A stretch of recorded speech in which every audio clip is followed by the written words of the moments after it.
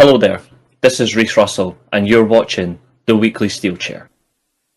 Once again, you're tuning to the Just For You Guys podcast brought to you by myself, Josiah and Temple, as we look back on this week's professional wrestling. Come and join as we discuss, we predict, we review, we do all of that on this show, and we have fun conversations with our chat, our community. This is the Just For You Guys podcast live on the weekly Steelchair, brought to you on YouTube. Enjoy.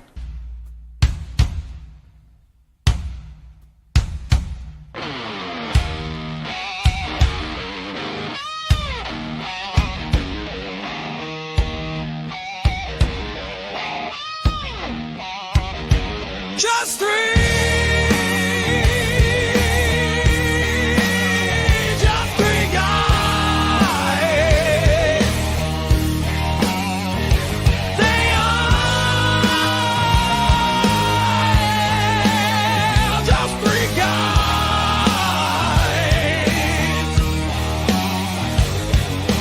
Reece and Josiah and Temple's podcast, and there is no more guy.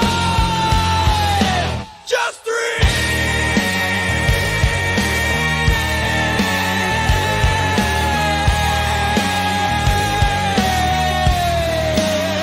Just three guys.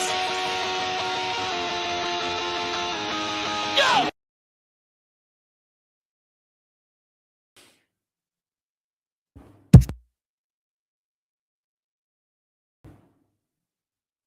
Hello everybody, how are we doing this evening?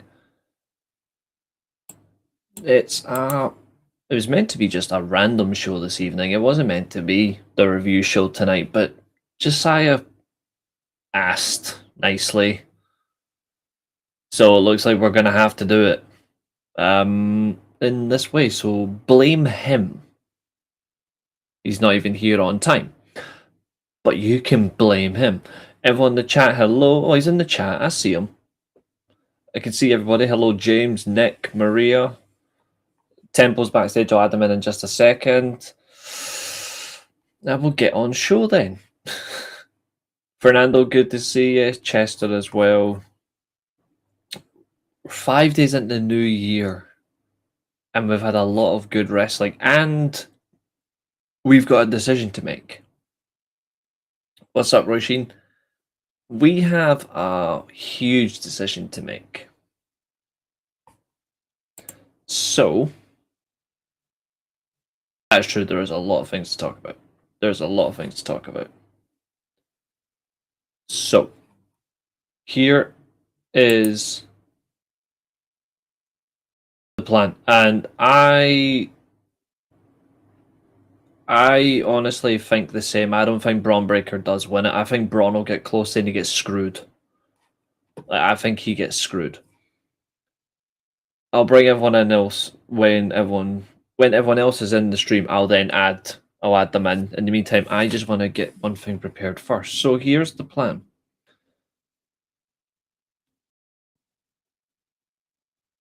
Honestly, that is a possibility, Josiah.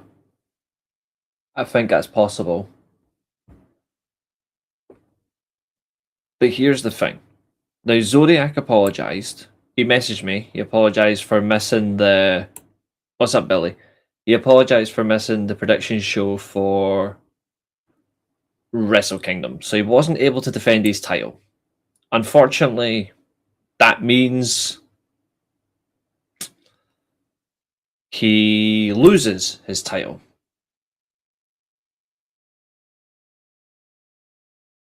The question is, who does he lose his title to? Does he lose it to Josiah?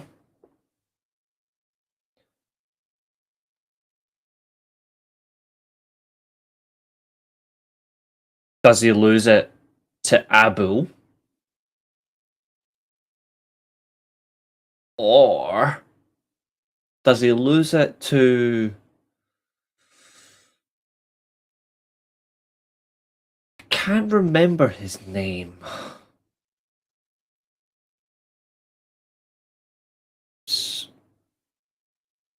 someone really, really good. I think we need to source his name. Let me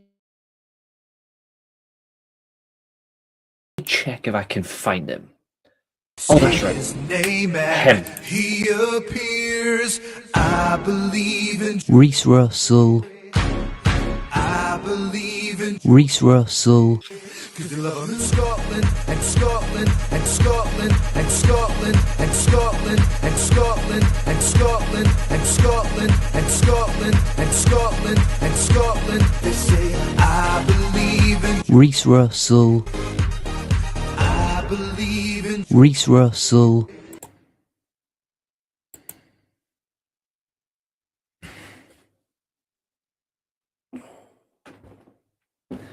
Fernando, the winner was a triple threat tie.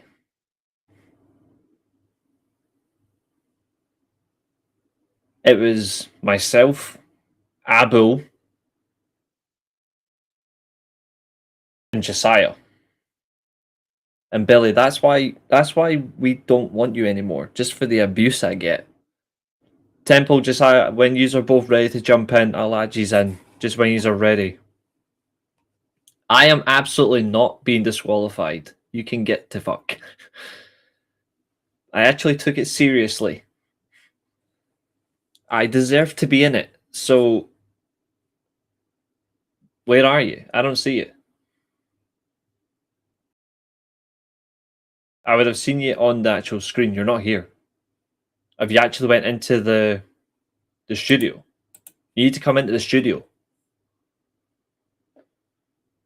Right, so if you click on, so go back on the Discord and click on the link. You're not here. I would see it. You're not here. I actually know if you come in because it goes, Josiah has entered the stream. Plus, I can see it. Nah, we don't do the wheel. It's you guys get to vote. That's what it's all about. It's called fan participation. The wheel's for other things, not for this.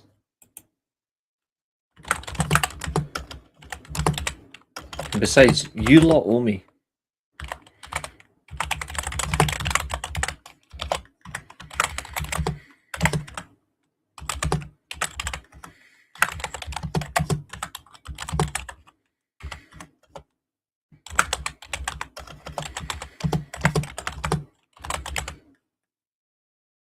I don't use burner accounts. I let the chat decide.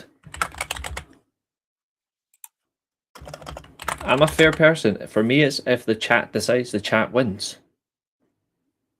But I gave you new intros. I gave you new stream software. I gave you an early 2026 stream. You lot owe me. So vote for me. I'm just kidding. Vote for whoever you want, guys. There's no rule. But Josiah, you're not allowed to vote for yourself. And I'll know if you did. Billy's just racist. How's it going, guys? Alright. Can you hear me properly? Yeah. I hear you. Oh, that's really nice one. There you go. Turned your sound up. We know that Billy's just racist.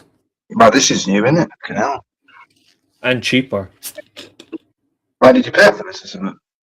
Well, I've got it free for the next week. Then after that, it's 27 quid a month. Okay, now.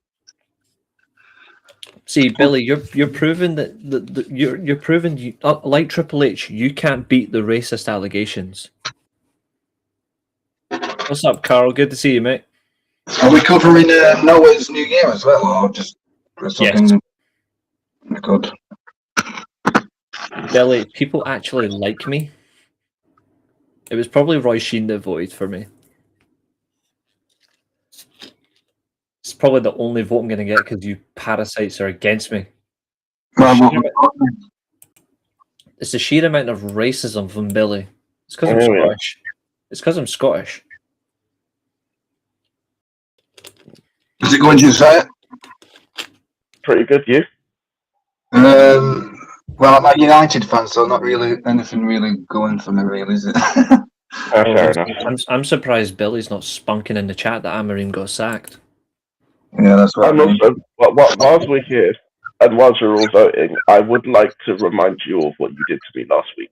Don't do it again, please. I'm sorry, but I gave everybody new streaming software. I gave everybody you lot early. Well, I Right. did that, to be fair. And I gave us new video intros. And I'm only getting. There we go. I've got another vote. What video?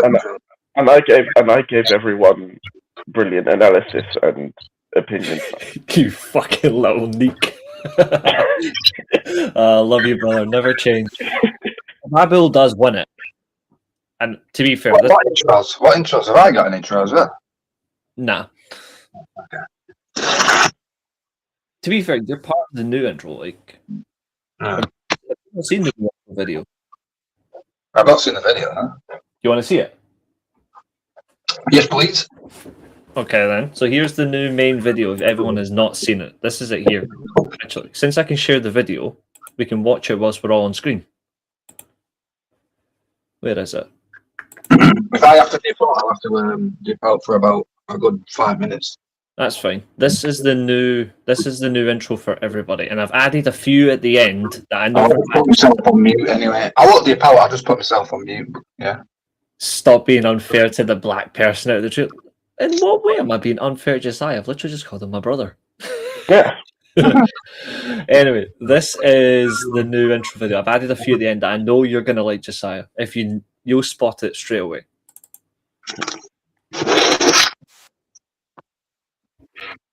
So everyone, hello there. This is Reece Russell, and you're watching the weekly Steelchair. Yeah. Come on! You know Reece has got you! Yeah! One! Break the steel chair down! Break down the steel chair! For those about to rap! I'm what you want! Baby, you know you're Judas and I'm your Christ! Baby, what I got is not from the list! Bring it from the stage in the rage of the place! Step in the arena and break the chairs down! Step in the arena and break the chairs down! Now you know! Coming on down! It's like Reece, you know I got you! So now you know! So real! Yeah! Reece! Yeah! Reece! Yeah!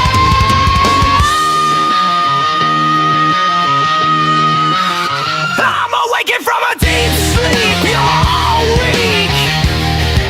You're living in the agony of defeat. I am the master of your whole head. I am the pastor flagellation. Step into the town and break the walls down. Your heartbeat is the only sound. Step into the light and then you'll know you were stopped and dropped by the walls of the steel chair. Now you know. Coming on down. It's like Reece, step the way I take. So now you know. So real. Yeah. Reece. Yeah. Reece. Yeah.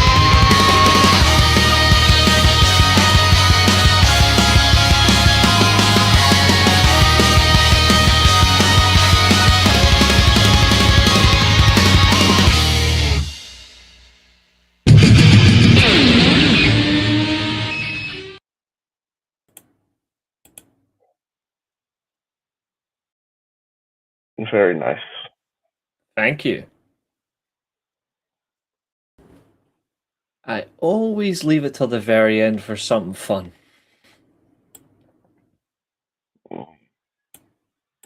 And also, Gotta why keep on everybody waiting. exactly? And Billy, why on earth would I include Hulk Hogan on a video package? This is the weekly Steelchair. Yeah, innit? Right, I'm gonna go and do that thing. Give me 5. Yeah, that's fine. I'll put myself on mute, guys. Yeah, I'll be back in about 5 minutes. Yeah, that's cool. Just drop in the private chat when you're back. I'll hide you off it just now. Right, I'll put them in the background.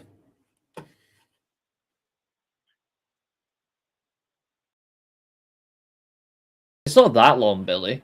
It's only 2 minutes 55. It used to be 3 minutes. I've shortened it by 5 seconds. But, ladies and gentlemen, we do have a job to do. We have a lot. Indeed. We've got a lot to get through. Fairly watching Amarine football. See, Billy, this is why I'm seriously like painful. Like you're really hurtful. Oh, the polls are getting close. Abel had a flying start. He's now dropped to 43%. Me and you are now tied on 29% each. I'm gonna. Wait, what? We're on 29%. We're catching him. Of course Wait, they're oh. I'm in first place. I can't vote. Dude. Like, I can't vote, so watch Billy's anger kick in now.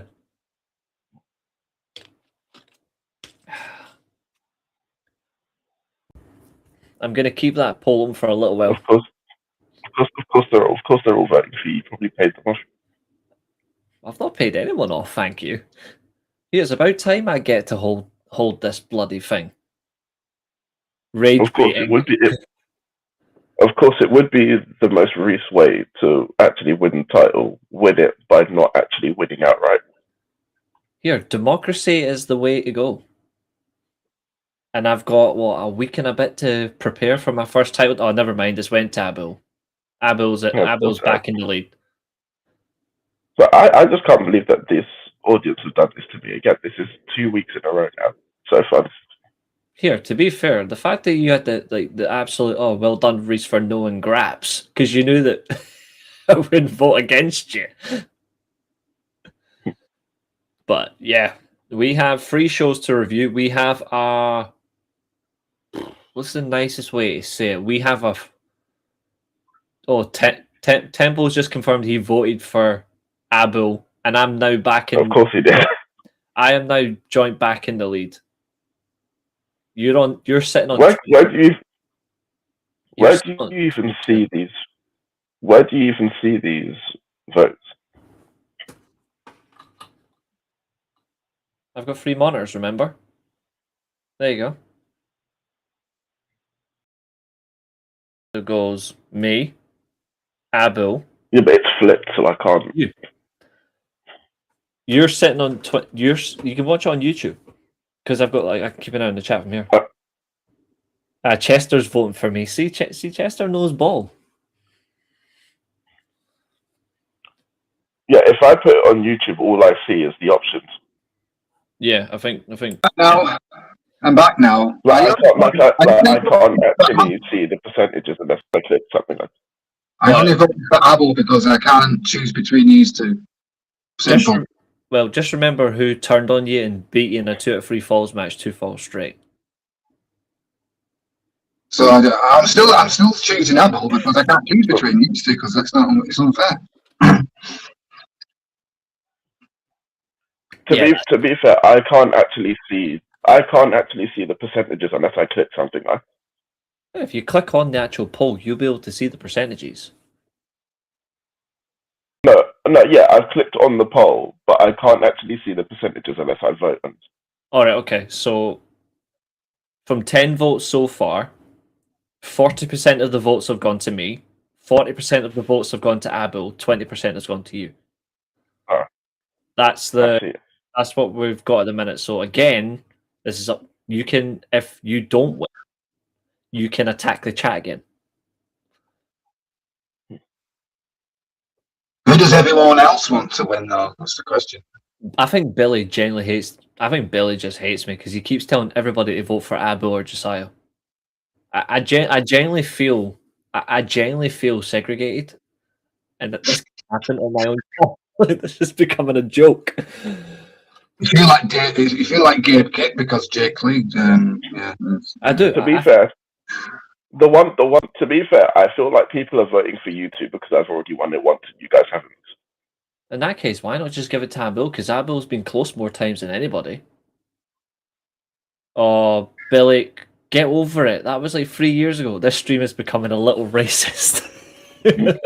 Aye, against me, yes. Right. See the whole thing that Billy's moaning about? It was a quiz from like 3 years ago, which is not even to do with me. It was like 3-4 years ago, and I'm getting the blame for it. Get over it, Billy. Jesus Christ. Oh, Billy! He needs to get over it. He needs to get over it. And the funny thing is, right, ever since that period, and everyone in the chat who's been watching this channel long enough will know this, I've gave Billy umpteen chances to come on the channel and prove people wrong, and he doesn't do it. What's Billy? Why is Billy like this? It's because it's because of what he's put in the chat. He changed an answer, and I was the quiz master, and I thought, you know what? To be fair, if you change an answer after we moved on, it's cheating. Are we getting into this review? What? Oh, we've got quite a few to review, but we also have to mourn the dead. Whatever you don't do, don't troll us and make this an freeway time. To be fair, see if I do win it, I'm gonna do something that people don't realize how nice I am, but never mind. Vacate immediately. If I win it, I'm gonna do a Vince McMahon. I'll vacate it straight away. Except I'll do it with class.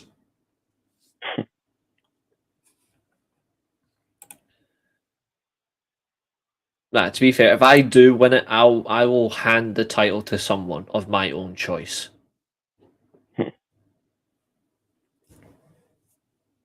Well, Temple, congrats on your second reign then. Who said I was giving it to Temple? He voted for Abu.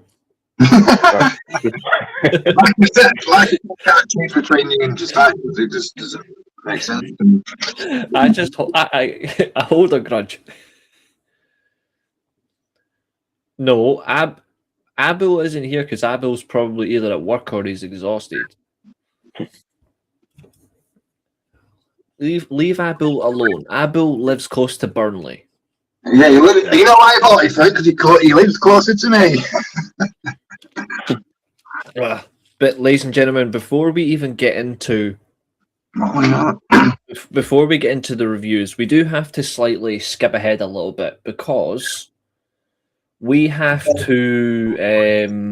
If this is what I think it's about, then you've read wrong, because I've actually done a translation of what Suji said. Yeah, so I put it in the group on Twitter. 1 minute, I need to see this. And then I actually did the Google Translate of it to verify what was said, and it turns out that it is accurate. So it's what I thought then. Oh, thank God. Yeah, I thought Bobby was over It's essentially the unaffiliates now have a faction and they're going separate. Well, I'm happy with that. That's better. Also, Temple's making unnecessary demands. What do you mean? I need an intro for the Just Free guys to introduce. I want ELP theme, but it says Temple. Yeah, Temple. I'm a peg banger.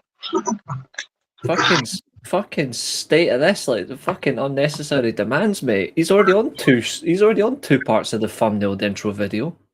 Cheek. Two parts. I should be the fucking star of action. Yeah. You used to have missed me on this show. Anyway, sorry for not attending last time. I got carried away at work and I didn't finish until fucking God knows how long. So I didn't take part in predictions, and if I did take part, I probably lost. That I agree with. Well, you said that you chose. You said that you chose not to take part, so that's on you. Yeah, you wanted to enjoy the moment. I didn't want to take part in prediction for Wrestle Kingdom because I just wanted to sit there and just enjoy watching it. Because it was Tanahashi's final match and final thing. I just wanted to enjoy it. Do you want to see how wild the results actually looks? And to be fair, we all got the Tanahashi match wrong except Abu. Yep, Abu was the only person that did everyone say that Tanahashi would win in his final match? Yeah. Yeah. Interesting. The only reason I did is because he actually earned the right to do it. I'm like, I don't care. Like, you don't like. For me, I know people say, "Oh, a talent should go out on their final match as a loss," but Tanahashi is one of the rare breed where I believe going out as a loss to him actually is pointless, even though his ceremony was beautiful. Yeah. Well, can I say something before we start the review, please? Sure. Right. All the idiots online saying that Nakamura should have come to Tanahashi's final match and did something, or went there and greeted him. He's contracted to WWE, you tits. You can't do anything about it. He did say though that if he couldn't get let go by WWE, he would have quit. So if that's the case, then why didn't he quit? That's what I mean. And same with Finn Balor did a nice speech on Instagram. Tama Tonga, the Gorilla of Destiny did something. AJ Styles, even freaking John Cena did something. So I'm surprised that Shawn Michaels didn't, of all people. That's the one I was actually trying to find. I was trying to find anything from Shawn Michaels, but he didn't, because Tanahashi, like I said, he owes his career. Tanahashi said that Shawn Michaels is Tanahashi said that Shawn Michaels is his favorite wrestler. Exactly. So Shawn Michaels further proves why I think he's a prick. Yeah, Shawn Michaels always been a prick, but you can't devalue his freaking in-ring ability and stuff. So. Oh, he'll never beat those allegations for me that he's a prick. That he's not a prick. Sorry, he'll never beat those allegations. Does everyone want to see the wildness of the predictions, though? Of how the spreadsheet actually looks when you add some color to it. Yeah, go on then. No, I've not seen this, so let's do this. Actually, see, before I show it, does anyone want to guess who actually didn't have the best improvement? Who do you think did the worst? And also, when you see these predictions, you will notice one thing very quickly. Did you predict the Young Lions match as well? Yep. Oh, good lads. Yeah. Only me, Josiah, and James got 2 out of 2 for the pre-show. Yeah. Although I'm really annoyed. When ELP versus Chris Brooks, I'm sure.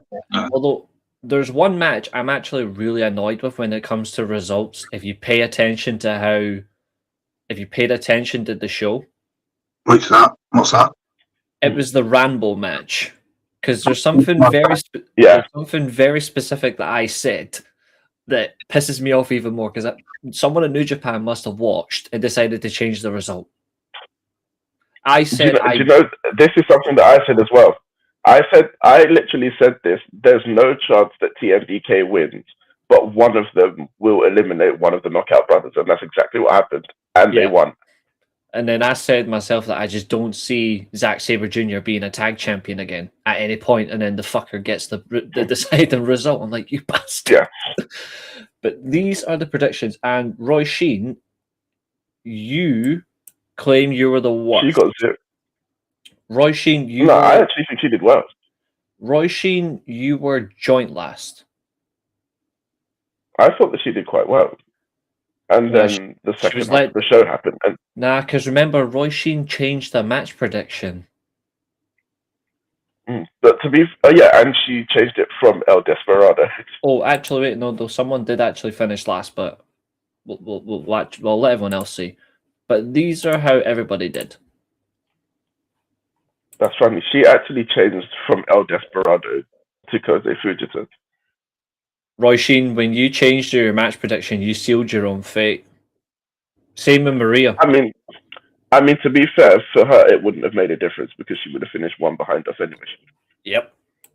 So that is, hold on, if I just change that to a good old 45%. There we go.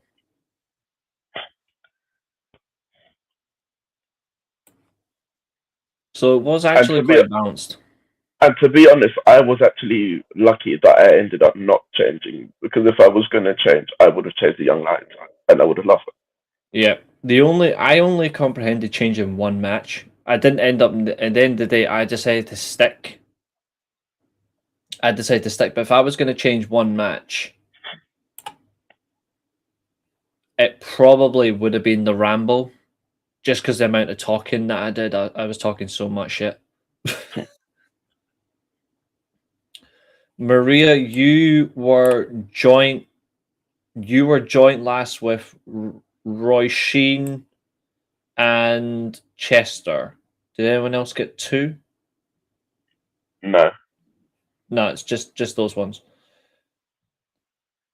I want to see if anyone in the chat can see what's so intriguing about these predictions. Well, the reality that we all got, the one match that obviously no one can exclude getting wrong was this one, the Ramble. The massive one was this one. I mean, to be fair, I think you can be forgiven for getting this wrong. Yeah, but I'm more surprised about... I'm surprised about the amount of people that put Evil on. I thought you were going to say the Bullet Club War Dogs and unaffiliated. But Evil, to be fair, yeah. Because you have seen that at these big events, Evil doesn't actually tend to win at these big events either. Yeah, Evil's actually renowned for how much business he does. He's actually he likes doing business. Actually, the last big event Evil actually won, that was Dominion when he beat Finley. Mm-hmm. But that goes without saying. And that's also because Finley is a very selfless performer. Yeah, but that goes without saying though. Like, they are willing to do business. Those are the type of people that you should build your company around. People that actually do business. So credit to them where credit's due, and we are actually going to praise. We should predict Raw tonight. It feels like a pay-per-view. No title change. I don't even know the card. We can't predict that. Women's tag titles, it's Rhea Ripley and Midget McGee versus the Kabuki Warriors. Punk versus Braun Breaker, and I think it's the Intercontinental title. Is that it, though? In terms of the matches, I believe so. Let me just check. So for what's probably going to end up being a 3-hour show for this special Raw, there's 3 matches. I'll tell you now. Liv Morgan versus Lyra Valkyria, yawn. Maxine Dupree versus Becky Lynch for the IC title, yawn. Breaker versus Punk, probably will go. They'll probably give that 10 minutes. And then Asuka and Kairi Sane versus Rhea Ripley and Io Sky. They're just going to have so many ad breaks. And a lot of people are thinking that Jericho is going to return tonight. Apparently, he's still on the AEW roster. He is actually. He is still listed on the AEW roster, yes. Which makes me wonder what the whole thing is. So that would be very interesting. Yeah, but his contract apparently did expire on the 31st of December, so I don't know. And also, I don't know if this is true or not, but apparently I saw something that Nick Nemeth could be returning as well. I don't know if that's true, that I don't. That wouldn't surprise me, because they'll steal it from him. I don't see any reason for Jericho to go back to WWE. Like, I've said it so many times, I'm not going to change my mind on it. There's nothing for him to do. But I don't know. A few people, like, whoever wrote this up, who wrote this article that I'm looking at, Brian Mazik, he wrote for Forbes. He actually He thinks that he'd like to see a Rhea Ripley heel turn. Why? I mean, he says that she's like going dull and she's better as a heel.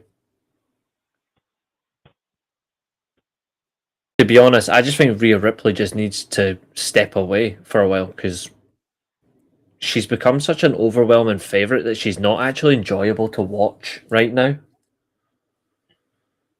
Like, I think that doesn't help her at all. It's not her fault. It's just the way they've overbooked her and she's become so saturated to the roster and the fan base. But as a whole,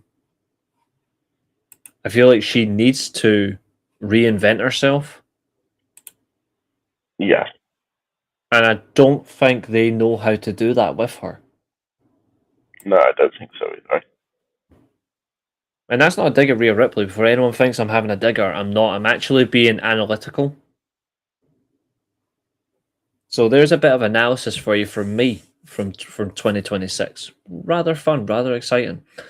Anyway, those were the predictions. The next prediction show isn't until next week, but we'll be doing it as part of a watch along. So there's a spoiler. If you're from America, you'll get to take part in the predictions during the watch along. If you're not, you'll just have to drop it in the comments after the show ends. Well, we've been talking about guys whilst I was doing my shopping. Putting Rhea on SmackDown won't help either because you're still proving my point. You can put her on SmackDown, you can keep her on Raw, you can put her on NXT. It doesn't make a difference. I actually think the best thing to do is just take her off TV. Take her off TV. I mean, to be honest, I don't want Rhea to go to SmackDown because all that will do is just keep the Priest and Aleister Black feud going. Ugh. Yeah, that ended on that stupid ambulance match. Sorry. No, yeah. Trust me, that thing's not over. That's not. I guarantee they'll have another match in like 2-3 weeks' time. Yeah, they'll have a match on the SmackDown before Royal Rumble. What did we speak whilst I was doing my shopping, if you don't mind asking? We were just trying to tempt the chat to vote for the rightful winner. Oh wait, what do you know? I'm in first place. I bet you Ash the one you got 2 votes. I'm ahead. 45% of the votes. Happy days. How's it going, Nick? She can go away. Why do people not think that she can? She can go for a freaking, what's it called? What John Moxley should be going on. Qualification. Send Rhea Ripley on like a 4-month break. Tell her to go and do another TV role or something. Yeah, John Moxley needs to do the same in AEW. He needs to bugger off for a couple of months. I agree with that. He needs to go and get his wife up the duff, hasn't he? I've been saying that for too long. Wait, what's this?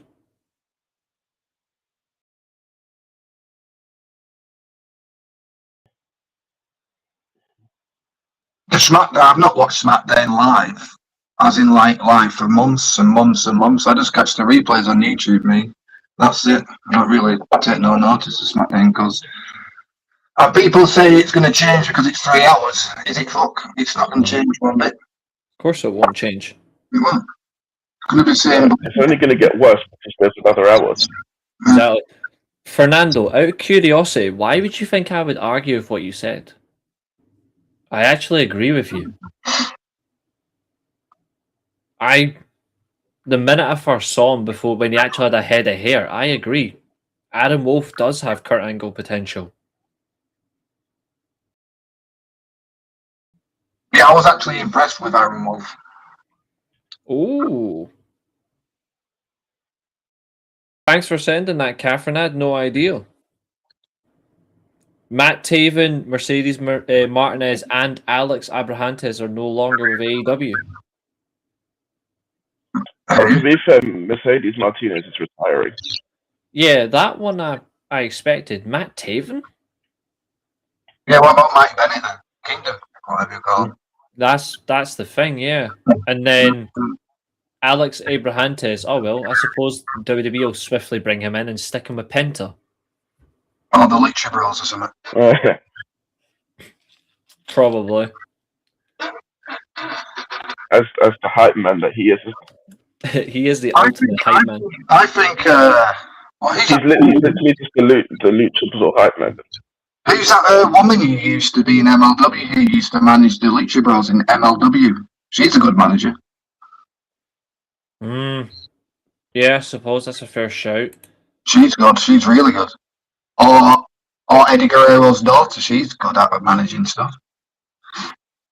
I'd rather not. Matt Taven sucks. Who cares about him? That's a bit harsh. He's actually quite decent.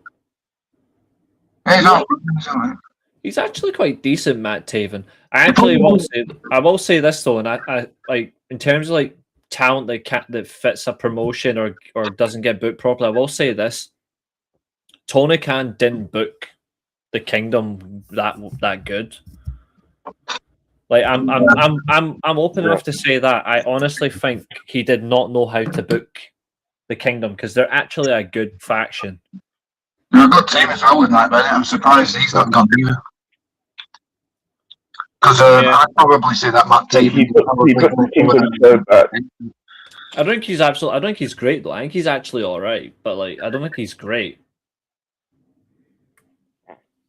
Yeah, I was going to say Tony Khan booked the Kingdom so bad that half of them aren't even in the faction anymore. Yeah, which is annoying. Yeah, Taven will probably go TNA, isn't it? I think he should just do the indie scene. Are we breaking the walls down tonight? If so, then no, we actually put the walls down in our intro to that, guys. So that's the only breaking of the walls we need. Huh? I stand by it, and this is the last. I stand by it, and this is the last thing I'm going to say about Jericho for the rest of the show. I'm not going to say his name for the rest of this show. Because he might appear. No, I wouldn't mind that. I would interview him all day long if I could. What I'm saying is, you bring him back to WWE, what's it going to achieve? Nothing. Because they'll still misuse him because they won't give him what he actually needs. They will not give him creative control. I think Jericho should have gone to New Japan and did the Painmaker. The Painmaker, but wrestle as the Painmaker, but do like 2009 Jericho with the suits and shit, do the promo. Now, where have I heard that before? Me and you said that. I mean, I definitely did, yeah. It sounds like he's sounding as bad as Fightful stealing your ideas. Fightful love to steal my ideas. Because I've been saying that for months. And I stand by it. That's what I want to see him do. Mexico, New Japan, some of the indies, come back to the UK as the Painmaker, but do always promos with the shades and suits. And yeah, same with Andrade. I think he should stay in New Japan. But, you know. Yeah, I agree. I actually would prefer that.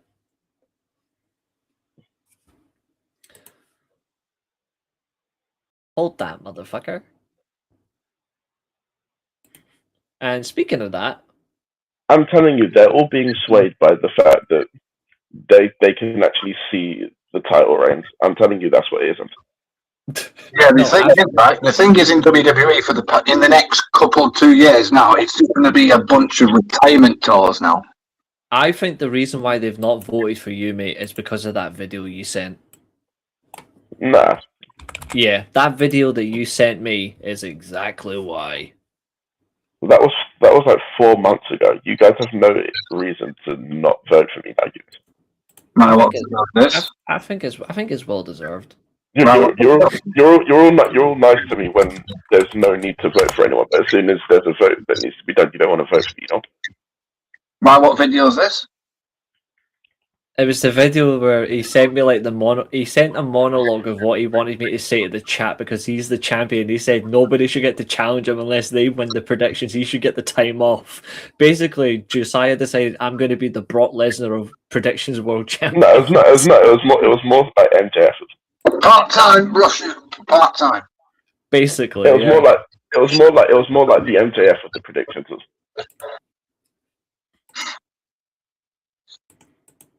There's a lot of reds in this. Oh yeah. No, what am I looking for?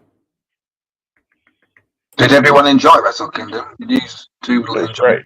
I did. Great. I did, but there was 1 or 2 matches I thought were dreadful.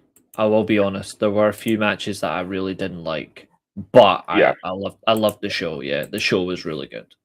I did as well. I thought the last bit. I'm gonna be Let's just get that one in there first. So you've just decided to end the vote. You're not going to let it run through the whole stream. Absolutely not. This is I'm going to say this now. New Japan did a better job at retiring Tanahashi than WWE did with John Cena. That is correct. Because I didn't shed a tear with John Cena retiring. I shed a tear when Tanahashi did all that aftermath, which matter. One more time, just for Billy. And whilst I'm at it. Also, just know that you can all complain as much as you want, but this is all your fault. You all had the power to not vote for him, and you chose. Why don't we make a mid-card predictions and put it on Josiah? I just fucking made a great idea for Reece to do. Billy, this is for you. An intercontinental version of predictions. A mid-card for someone who comes second. Just remember, Billy, what's on screen. It's in purple with black writing. Democracy, motherfucker. Here, I've earned it. Look at all the ones I actually came close to and failed. Think about it. And just remember, I'm an honest... You have to it now. You have to do a fucking... What do you call it? You think I'm going to do a Vince McMahon? Fuck off. You didn't say that before. No, what I'm actually going to do... What I'm actually going to do is I'm going to take my moment of glory. I am the predictions champion. Did I World's End predictions? Did I lose it on World's End or did I lose it on a fucking dumbass WWE event? No, you lost at World's End. Oh yeah. And I should have won it on that as well. But again, you think you want to win it every fucking predictions, you? Yeah. No, but to be fair, this is the second time in a row that I technically have gotten the most predictions right. Yes, because I was involved in the tie at World's End as well. Here's Abel. Abel, if you like to see in the chat, you were so close to taking my championship. I voted for you, Abel, because I'm not voting for these two. Because it wouldn't be fair for me to vote who's the best out of these two, because they're both, in my opinion, similar to each other. So yeah, that's why I voted for you. Now down the road, so. I like to think it was a democracy, and the people voted for the true, undisputed people's champion. I am the predictions champion, and I'm a fair champion. I'm going to defend it like an honourable champion. I'm taking Genesis off. The title, I'm going to do the right thing. I'm actually going to do the right thing for everybody. I refuse. I refuse to take part of the Royal Rumble. I'm refusing to take part. Plain and simple. I will not be there. I refuse to participate at the Royal Rumble. So, the title won't be defended at Genesis. I'm going to let you guys win it at the Royal Rumble.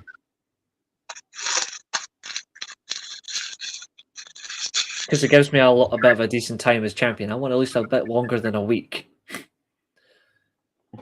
So I'm going to keep the title by proxy. And then you can all compete at the Royal Rumble. I don't even know if I want to do the Royal Rumble predictions because it's in Saudi, though. That's why I'm not taking part. So if anything, so for all that's you cool. That's cool. The Royal Rumble. That's cool. The Royal Rumble will just be the third predictions pay-per-view in a row that I get the most right in. So for all you whiny little bastards, Billy, saying that I'm abusing my power as champion, or I'm not doing anything, or you've created a monster. That's what great heels do, though, Reece. This is how things go. To quote someone who stood above the rest when it comes to world championships, being the man and staying the man are two different things. So you can have my vacant championship, but you've not beaten me. Well, you haven't beaten me either, if you want to play it like that. The chat beat you, mate. They gave it to me, so yes, I still won it. I still won. You can argue as much as you like. I won. End of the day, I won fair and square. Now, I felt sorry for Abel because I voted for Abel, mate. Abel's the rightful champion in my eyes. Just remember that between the minute the Royal Rumble is over, exactly, I am the higher power. Exactly, someone understands. The minute I give the championship, who knows? I might just give the title to someone after Genesis and force them to defend it at the Royal Rumble. It was me, chat. Just know. And chat, just know for a fact that if he gives it to someone that makes him defend it, it'll be me that he gives it to, so I can lose it. It'll be... Who said I'm going to reward you? I know what you're like. You've just been sitting here slating your world champion. How dare you? You think I'm going to reward you? Abel, I'm not hating you. It's not really a reward. It's a punishment. Abel should have won this title. It's fucking the same way Vince made Roman defend the title in the Royal Rumble as a punishment. That's what they would be. You know what's worse? I am so tempted to go. To win the championship, you've got to predict every single special return. Royal Rumble. Oh yeah, I'm so tempted. I might do that. I'm gonna think it over. To be fair, if Jericho was to be a special return, does that count as a surprise? Because we all kind of know. It does, yes. I'm going to go with Jericho, Nick Nemeth, Zack Ryder, Joe Hendry. Who's Zack Ryder? I don't know who Zack Ryder is. There is no Zack Ryder. It's the former indie god Matt Cardona. Exactly. Oh, well, Matt Cardona then. Nick Nemeth, Dolph Ziggler, whatever you fucking call him. Jericho. To be fair, Matt Cardona isn't a surprise because he signed Matt. I tell you what feels so good is like vindication. For every moment, chef's kiss, that I'm sitting here as your World Predictions champion, Billy's getting more and more angry in the chat. It's beautiful. What about Mike Santana in the Royal Rumble? He will be there. Yeah. I actually think there'll be 2 TNA representatives in the Royal Rumble. What about that guy called Leon Slater and Nick Nemeth? What about that guy called Jake something that I still don't know what his surname is? Billy, that joke wasn't funny when you made it 3 weeks ago. Yeah, but I'm still making the joke now. Billy, you are the biggest crybaby I've ever seen. You're a good dude, but Jesus Billy, how are you? Billy, how are you mad at this when you weren't even in contention? Absolutely hilarious. Wait, what? What did you just say? Say that again. I'm off to cry more than when Southgate is made our manager. Oh, don't even remind me. Billy, let me give you. I'm gonna show something for Billy, right? Just for Billy. This is for you. Because I believe in spirit and helping people get over their problems. So, Billy, if it's not the Jack Perry gift you've gone wrong somewhere. If it's no. See, there's a part of life that Billy can't handle. So This is how it's going to be. Why is everyone attacking Billy in chat, man? What the hell? Because Billy's coming after me. It's the way. Keep It's the way going. things go. It's just the way things go. You attack the prez, then things go wrong. So we know that Billy is a fan of the most overrated wrestler since Hulk Hogan. Why is that? Who's that? I'll show you in a minute. But this is for, because I know Billy was angry on this night because he did tell me, and Abul's got the receipts too. This is for you. It doesn't matter what manager United get. They need to sort the players out. It's not the manager. This one's for you, Billy, because I remember that. I remember that night. I remember how angry you were. I actually did a review show, and Billy came into the live chat, and he was absolutely fuming that the man who touched his hand lost his championship. That's crazy. Honestly, I think I know who's going to get the manager's job, and it makes me sick. And it's not even Southgate. Darren Fletcher. No, I genuinely think they're going to give the job to Ole Gunnar Solskjaer, and then that's it for me. Now, to be fair, I heard that he's interested in being a caretaker manager, but I don't know if he'll take the job full time. Honestly, he's a liar. Honestly, he's a liar. If he gets the job as a caretaker, he will do everything he can to be a permanent manager again. If he gets the permanent job again, I think it's not the relegated. I think it's the players. The players are absolutely shit. Now you know what? You know what's funny? If Ollie gets the job full time, Rashford will get another chance, and so will Sancho. I don't think it's the managers. I don't think it's the manager issue. It's the fucking players. They're shit. I think they're all equally shit, but there's an even bigger problem, and the problem is Glazers. It's not a manager problem. You could put the fucking greatest manager in the world as Manchester United manager. They'll still lose because our squad is absolutely dreadful. And who do you think buys all that? The Glazers need to get out. That's the problem. Honestly, if it was up to you right now, it would be a full sale. Ineos can go away. Glazers can go away. Get rid of Wilcox because he doesn't know what he's talking about. And he used to play for Leeds and Blackburn. Get rid of Berardi because he used to be the CEO of City. Get rid of fucking anybody associated to the club over 20 years that don't know what they're talking about. Just get rid of them.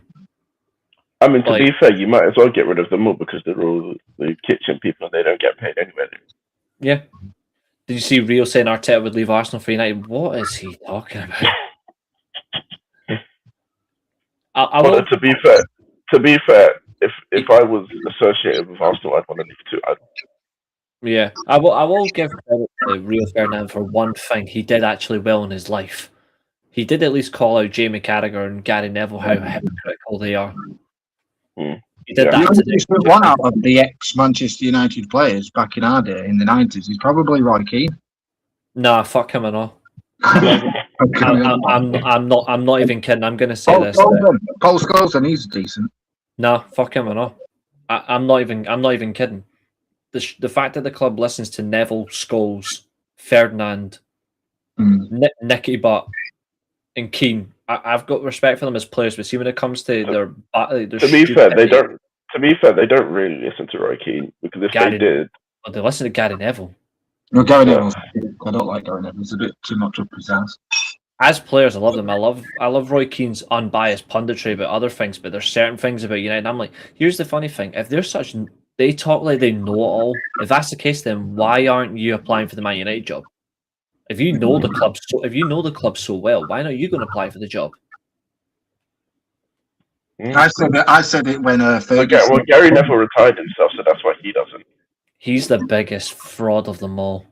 The day that Sir Alex Ferguson left and retired, I knew that United would be going downhill quick.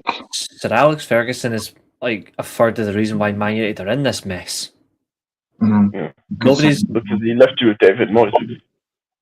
And also the fact that he's the reason the Glazers got the Man United in the first place. Yeah. Like there's a reason that Man United fans prefer even with Sir Alex Ferguson's success, there's Man United fans that prefer Sir Matt Busby as the greatest Man United manager of all time over Sir Alex Ferguson because of the Rock of Gibraltar incident. That's a true fact. As a manager, I think he's incredible. I think he's great. I think everything he's done. But he helped get those parasites into the club. I'll still support Manchester United. I've been supporting Manchester United since I came out of my mum's freaking went, you know. Oh, yeah. I mean, you can't not. No, you can't. No, it's like you say, he's never going to be a Liverpool fan. Yeah. I also blame the fans as well. Because the fans are happy to settle for mediocrity. There's fans I bet Josiah's fuming over his Liverpool. I bet you're telling me he is. Yeah. And by the way, I'm not calling out the Man United fans in the chat, by the way. They at least have high standards. It's just the fans in general. Yeah. Like even match going fans, like they want. Oh wow! Apparently, Slot could be set by the end of the week, right? Yeah, I saw that the other day. Yeah, I saw that the other day. I'd love that.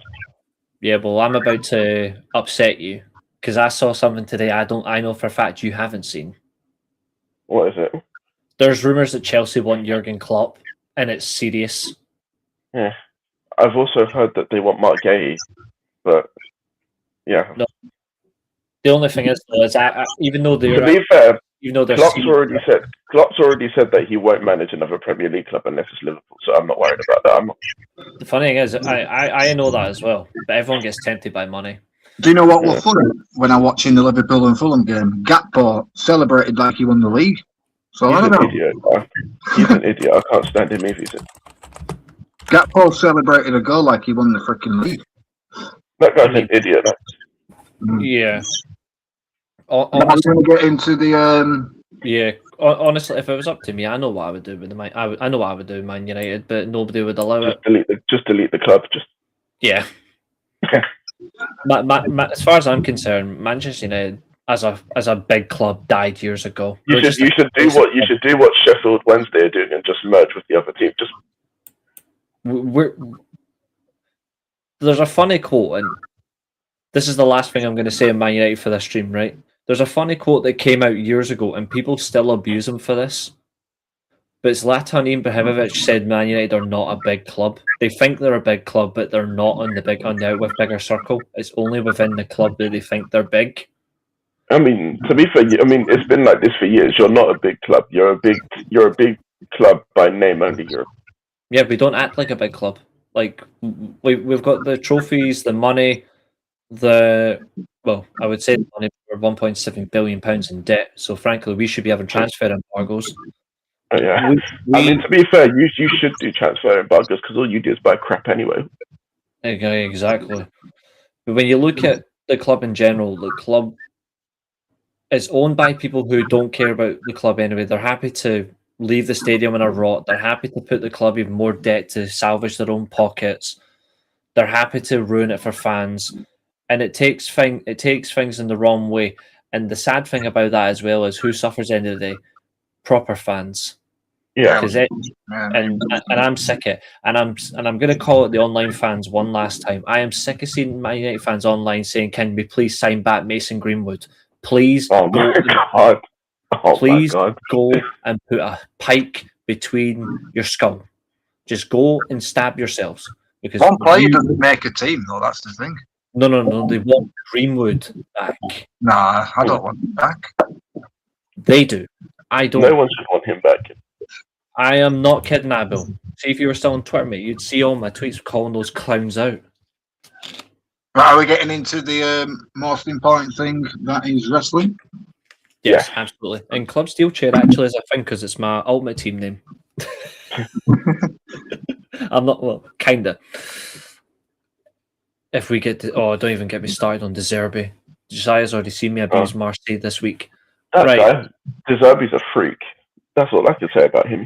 Yeah, he happily signs women abusers, and I will not stand for that. Right, let's move on. So, are we going to start with show order? Yeah, or do you want to do... show order. Yeah, show order. Yeah. We do the Noah New Year, Wrestle Kingdom New Year. We've got to save all the best things for last week.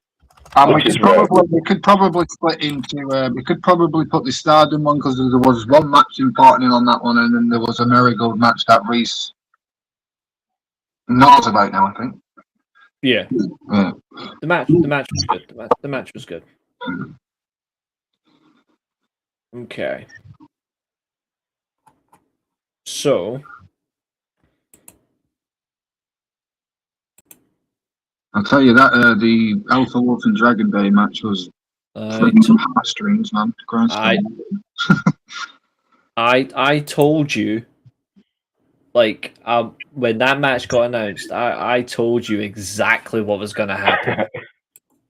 I didn't see like there was going to be a split or a turn or anything.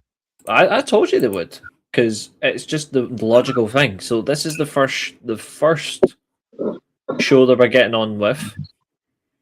So it was the show that I said I was looking forward. I did say this. I was looking forward to this show more than Wrestle Kingdom, but that's because of one thing. That main event. I want to talk about the main event in more detail, because I kind of like where it went. That right there, and obviously the boss man showing up. I find it surprising that despite the good year that Kenta had in Noah, he found a way to not be on this card. He wasn't. By the way, Kenta's group's got a name now. Well, he was. Well, he was, but like not in a featured position. To be fair, teaming up with White Raven Squad's actually good for him because now he's going to absolutely kill it with Tetsuya Endo. Yeah, I like KA to me. I think he's awesome, man. I'm telling you now, folks. Just like I'm going to tell you when we do the New Year's Dash review, invest your stocks in 2026 in Tetsuya Endo. Believe me. Yeah, he's fucking underrated as anything.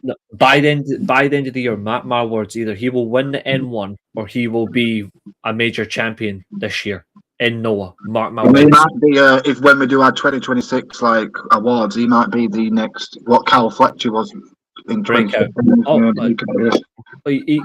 He's so good. But yes, so the freeway tag. There wasn't a lot in this. I'm just going to tell you, it was actually a very quick spot fest. But Daga and Daiki Odashima actually were really good. My only negative from this match, because I watched the whole show, including Tetsuya Endo is ready. Tetsuya Endo is ready, Maria. Trust me. Yeah, Tetsuya Endo's ready. Yeah. The only negative I've got of this match, if you go back and watch, is the amount of sloppy behavior Kai Fujimura had. Like, he really was, for somebody who has normally good matches, he was, in my opinion, the worst performer on the card, and that included Doc Gallows. Yeah. Did you see the alternative with Dagger and Ita going back to the RED days in Dragon Gate? Started doing the freaking double team thing, whatever it was. Yeah, it didn't really do much for the crowd though. The crowd didn't really care for the tags. The crowd were more interested just to get out of this one. That's why it isn't actually that good a match to watch. We saw a turn in that one, didn't we? Fujimoto kind of like thrust away Alejandro, didn't he? Yeah. Yeah, he stuck the knife to him, basically. The show, however, opening with the best faction in wrestling, on the other hand, that was worth it. 8-man tag, Team 2000X versus Kazuyuki Fujita, Minoru Suzuki, Shuhei Taniguchi, and Junta Miyawaki was actually a decent 8-man tag. It was decent. It's not like it was great. Like, it wasn't like it was the shortest match on the card, which I think it could have got a bit longer. I like the Sugiura and Suzuki because they used to be in a faction together called I think it was called Suguri Suzuki Gun type of thing. When Suzuki Gun invaded Noah, and there was Sugiura Gun and there was Suzuki Gun as well. Yeah, it was a long time ago though, but it still shows a lot that they were willing to put them in the effort.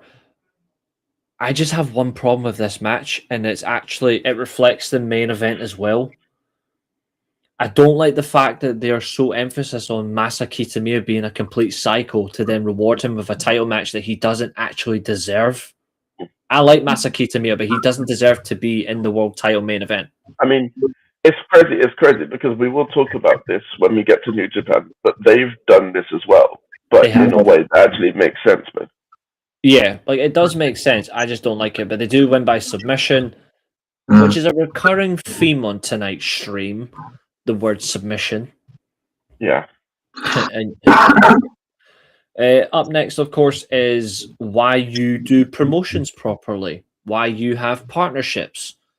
On the next match for the Progress Atlas Championship, yes, Progress, a British promotion. Yep. Saxon Huxley defeated Will Cruz to become the Progress Atlas champion, which was actually a really good but under-delivered match because they didn't get long enough. I've never seen Will Cruz, but he's fucking good. Oh, he's so fast. I've never seen him before. This was my first time seeing him, and I'm impressed. He's really good. Yeah. The only thing about it, this was like, considering that he normally gets longer in Progress, I'm surprised how short this one was. But I really do like Saxon Huxley. I think it's the right choice. I do think by losing the Progress Atlas Championship, I'm expecting Will Cruz to now go and move up and beat Luke Jacobs for the world title, probably. Yeah, the only thing is Luke Jacobs is also a tag team champion as well, so his his priority right now is hard as well because he's split. So that's another one who I like as well. Luke Jacobs in Progress, he's fucking amazing. Honestly, right now for me, Luke Jacobs is the best British wrestler. He's like in terms of like, there's not signed to a major promotion. Yeah. Okay. Like, I actually think he's eclipsed Michael Oku, and I'm a big Oku fan. Is this Saxon Huxley the same person he was tagging with? Is it Timothy Thatcher? Correct. Yeah. I think it was. What was it called? Real or something? Yes. Yeah, it was. Yeah. Correct.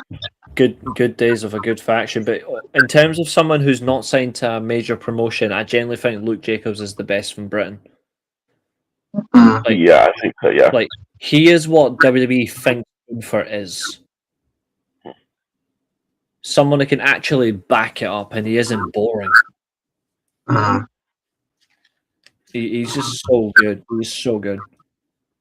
Nice to see Katage still going strong in his old days. In that other next match, fourth match of the night, Takade. It's pretty dope. Yeah. Still going strong. Yeah. The A-Man tag, White. Yes, but Zack Sabre Jr. is signed to a British. He's signed to a major promotion. Yeah. Yeah, we're on about who's not signed to a major promotion, like to be fair, major one. Yeah. There is, to be fair, there is one other person that I would put up there with Luke Jacobs. Go on. Connor Mills. That's a good shout. He is good. I think he's brilliant. I can't wait for the day. I can't wait for the day that he eventually goes to New Japan because I think that's where he's going to be a star. I can actually see him going one better. I think he might go to All Japan. Ooh, you reckon? That's a good shout, that actually. He actually fits it more, doesn't he? I really think he goes to All Japan. Yeah. Well, please do not join Go Shiozaki's bloody faction, for God's sake. No, I think he'll be a one-man tearing crew. Honestly, I think he's really good.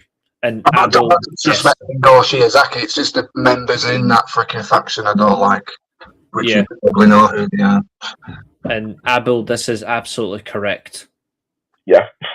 100%. Well, or at least keep them away until a certain idiot is no longer booking the shows. Oh yeah, he would learn a lot in New Japan. I actually just think right now, New Japan, all the tools they need, they don't need Connor Mills, whereas All Japan would benefit a lot from him. It's why I'm not advocating him to go to Noah, because I think Noah's got a lot as well. Yeah. So it makes it hard to fit in. Is Ricky Knight, is it Ricky Knight Jr. still in Winnow, or has he gone back to Rev? He's still in Rev, and honestly, he sucks. Like, I have seen him. But is he better or worse than his sister? His sister will always be better, but that's not because of what she looks like, but she actually is a good wrestler. I just think he's actually dreadful to watch, and I've seen him live. Is that the person who he had a match with Jack Morris in the N1? Yes. Yeah.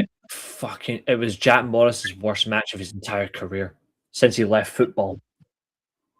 Jack Morris is going to be a star this year. Watch out for Jack Morris in 2026, I'm just saying. I mean, if you want to see what I think of Jack Morris, I mean, it's quite obvious what I think of him. Hold on. He's probably the better. I think he's the best Scottish wrestler out there. That is what I said. I said that on the end of the year award show, that he is the best Scottish wrestler in the world. But I also the luckiest Scottish wrestler in the world. I also said that he is my most improved wrestler of the year for 2025. I was the only one to say it, actually, fun enough, but I genuinely think this is his year. But to do that, he has to unfortunately get away from Kaito Kiyomiya. Not because I don't like Kaito, I'm a big Kaito fan. I just think having them both together limits them. So I'm hoping it's a one-off. But this 8-man tag, second shortest match on the card. Again, it's an 8-man tag match. I understand that, but the wrong team won. Honestly, the White Raven squad, I'm a big fan of Kenta. Tetsuya Endo, Hayata are good. Oka Suzuki didn't do really good in this match, I'll be truthful. If I'm being truly honest, Team Noah should have won this one because you're trying to improve a few talents here. The likes of Muhammad Yone and Hajime Ohara needed the win. Yeah, they need to develop Team Noah, don't they? They really let themselves down. This is one of the few things that, for me, Noah got wrong on this show. I can't believe that Katagi is still going, man. He's fucking mental, that guy. I think they need to hurry up and shift him on, but yeah, like they need to fade him out, but I don't think they want to, which again, that's fine. That's up to them. Up next is, in my opinion, the most exhilarating match on the card. Not the best match, the most exhilarating match. The most emotional match I've probably seen in quite a bit, to be fair. Yeah, if you want to watch brother versus brother done properly, so Matt Hardy versus Jeff Hardy, take notes. Uso brothers, take notes. This is how you do it. Alpha Wolf defeated his brother, Dragon Bane, to become GHC national champion. And he did so by turning on his brother and joined Team 2000X. And he took his mask and replaced it with a black mask with a giant X on it. That mask is absolutely amazing. That mask is amazing. It had everything, this match. It had the emotional freaking, what you call it. It had the drama, the emotion, the exhilaration. It had you gripped because it's two brothers. But also, there was temptation of, would Dragon Bane turn on Alpha to keep his title, or would Alpha turn on Bane to take the title? Instead, Alpha done it. It was just so good. And what's even better is less than an hour later, well, sorry, just over an hour later, Dragon Bane got his receipt back, which is so good. So that's all of it. This match was great. But gents, what did you think of this one? Yeah, I thought it was a pretty good match as well. It's one of the matches that have been building up for a long time and actually meet expectations in it. Yeah, I will give them credit. That's something that they have at times struggled with. They really did do themselves justice by that one. I think this match reminded me of yes, I'm going to say the promotion. This match reminded me of Dragon Gate's tag match. It was Dragon Dyer and Luis Mante, formerly known as Dimante, against Shun Skywalker and Dino Inferno, where Shun Skywalker sacrificed his own mask to save his own and pushed Dragon Dyer into Luis Mante, and Dragon Dyer lost his mask. The whole emotional feel about that match turned into this Dragonbane and Alpha Wolf match, which was similar to what I saw about 3 years ago with that match. Fair enough. So that's fair shout. But I wanted more with this match. I'm not saying it was horrible. I'm on about like I wanted masks to be like ripped apart type of thing. More blood a bit. No, I think I personally think, and I get where you're coming from. I personally think that the first match, because this is not going to be the end of their feud, they're going to have more matches. I think. For me, the first match should simply be who is the better brother. And in this case, Alpha Wolf didn't prove he was better. He just proved that he was willing to cheat to win the championship. But as it progresses, I do think you will see more violence, more gore, more blood, a mask being ripped off. But I actually think it won't be who you think. I think Alpha Wolf will get unmasked. You better be fucking handsome if he does that. I think he'll lose his title and get unmasked by Dragonbane as punishment. Brett versus Owen 2.0. Yes. Exactly. I think Dragonbane will get so over the edge with Alpha over the year. He'll get so angry with him that he will genuinely tear him apart and he'll rip that mask off. And I'm here for it. Hello, Larkbark. Good to see you. You know what really nice for this national title? I think it's 3 or 4 champions in the past have always been Mexican. You got Wagner, Galano, Alpha Wolf. It might be Dragonbane next. Well, he's already won the title anyway. So that's 4 Mexicans winning the national title. Potentially. So it was Wagner Jr. won the national. Galano won it. Alpha Wolf and now Dragonbane. Well, now Alpha Wolf. For God's sake, Larkbark. No. Absolutely not. I do not want Goldberg versus Bret Hart 2.0. Although, to be fair, that's anybody versus Ryback. Ryback versus his TikTok live, probably. Yeah. Up next was actually a decent tag match, even though I stand by what I said. Kaito and Jack cannot be a continuous tag team. It has to be random to here and there. But the Good Brothers did what they said they were going to do. They walked in. They walked into Pro Wrestling Noah. They said they're here to invade. They're here to conquer Noah. They're here to prove that they're the best tag team still going. And whereas they might not be the best tag team at the moment, they still prove that when you put them in a big match situation, they do deliver. And I really enjoyed this one. And I love the fact as well that we got a reverse magic killer and Jack Morris he didn't just kick out, he powered out. It was really good. And credit to Carl Anderson. I actually think the best moment in this match was actually Carl Anderson versus Jack Morris. Yeah, that was nice. Yeah, I think Luke Gallows was a bit sloppy in this one, I think. A little bit. He's always sloppy. He was the second worst wrestler on the card for me. Yeah, it was a bit sloppy in this one, but whatever. It is what it is. I know it sounds harsh because I'm not usually like this, but I'm going to. I know he won't do it because he doesn't have the balls anymore. But I actually think Carl Anderson should consider replacing Doc Gallows for someone else. I think it would do him a lot of good. Come on, Giant Bernard.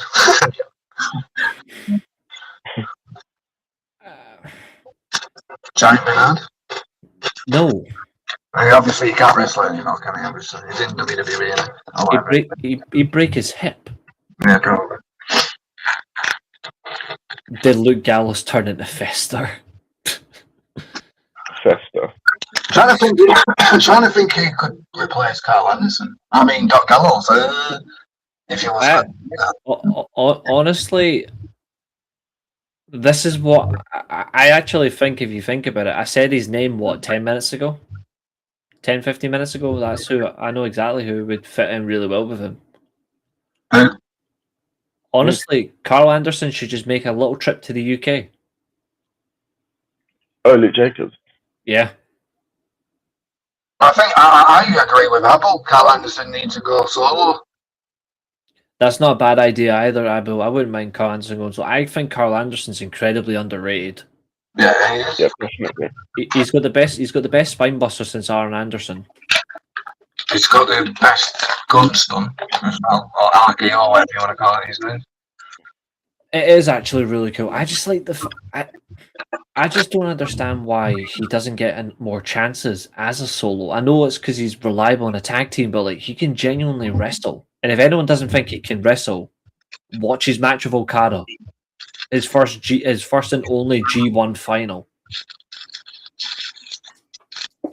He actually even though Okada won, and I'm a big Okada fan, I'm proud to say this.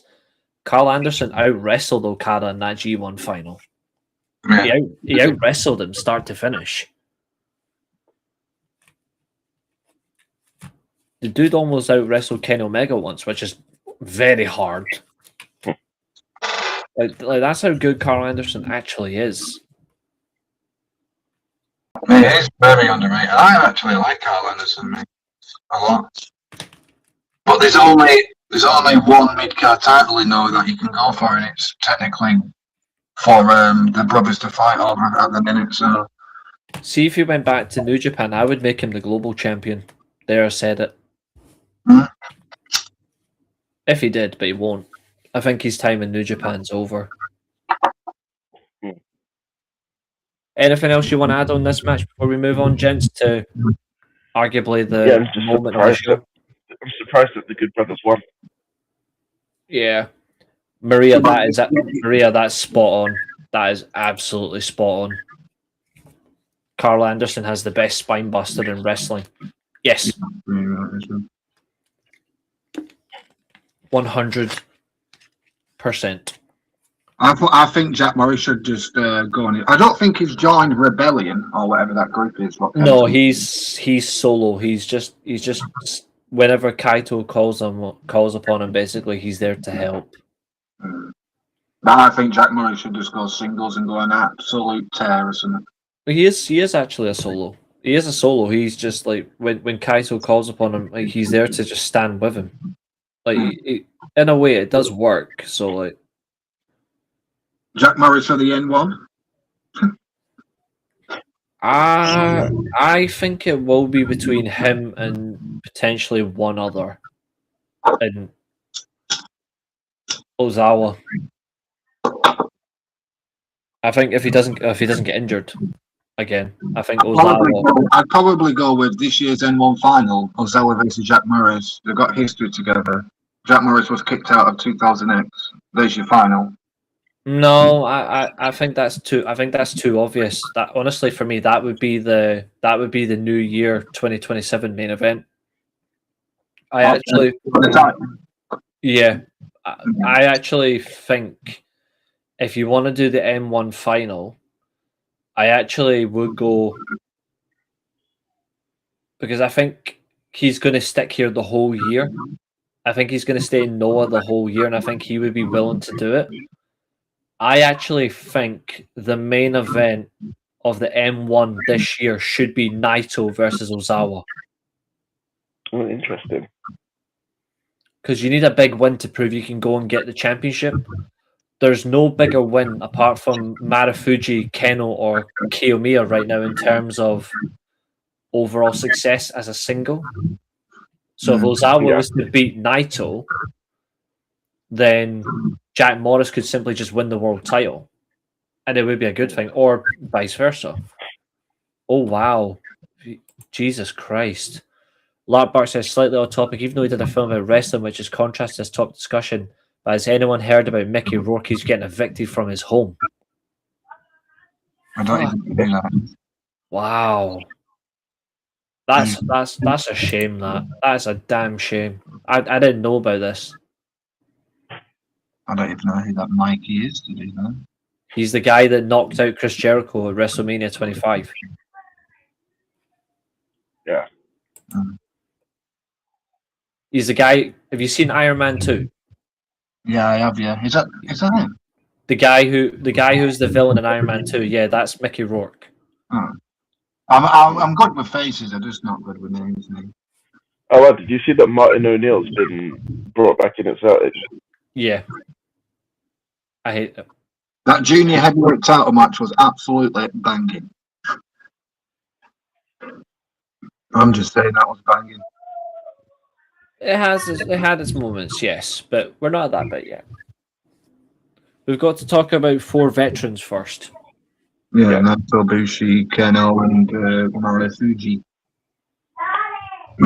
I'm going to say this. Noah's got the same issue that New Japan had an issue last year. I'm going to say this now. You two might agree with that. They've got a tag team changing hands issue. Yeah. Not enough defenses of the tag titles. The problem with that is, though, and this is where Noah comes into effect. When it comes to the tag titles, Noah's really bad for something that WWE does as well, which is something I don't like. Noah just uses tag team matches to further the singles feuds instead of the actual tag team feuds. So you'll be very rare to get multiple tag feuds or tag title defenses, no matter who you are. That's the same issue with New Japan then, isn't it? Or... New Japan, I think, is slightly better, but they still have a problem. I think it's a whole variety problem in wrestling right now, where tag team wrestling isn't treated like tag team wrestling. That's why like I said last year, that tag team wrestling's kind of falling off a bloody massive cliff, in my opinion. Yes, that is correct. So that's something I have a problem with, and I don't particularly like it, but I did like this match. I thought this match was fun. This is the type of match I was looking forward to, because I already said I knew it was going to be Naito anyway. It was obvious. But I just about freaking 70 weeks to get in the ring, but we do like him when he does that because he does it for a reason. It's not even that. Naito did the one thing this show actually needed. Naito played the fans. Yeah, because people thought that Naito's just going to come out first, and then Bushi came out, and then Naito wanted the crowd to wait for him. No, it's not that. If you go back and rewatch that entrance from Noah the New Year, it was Bushi, then Ryusi. Naito didn't come out until like a minute and a half after Ryusi was at ringside. Yeah, no, Naito's fucking out. So Naito was stalling everybody in such a way that was so good. He did that.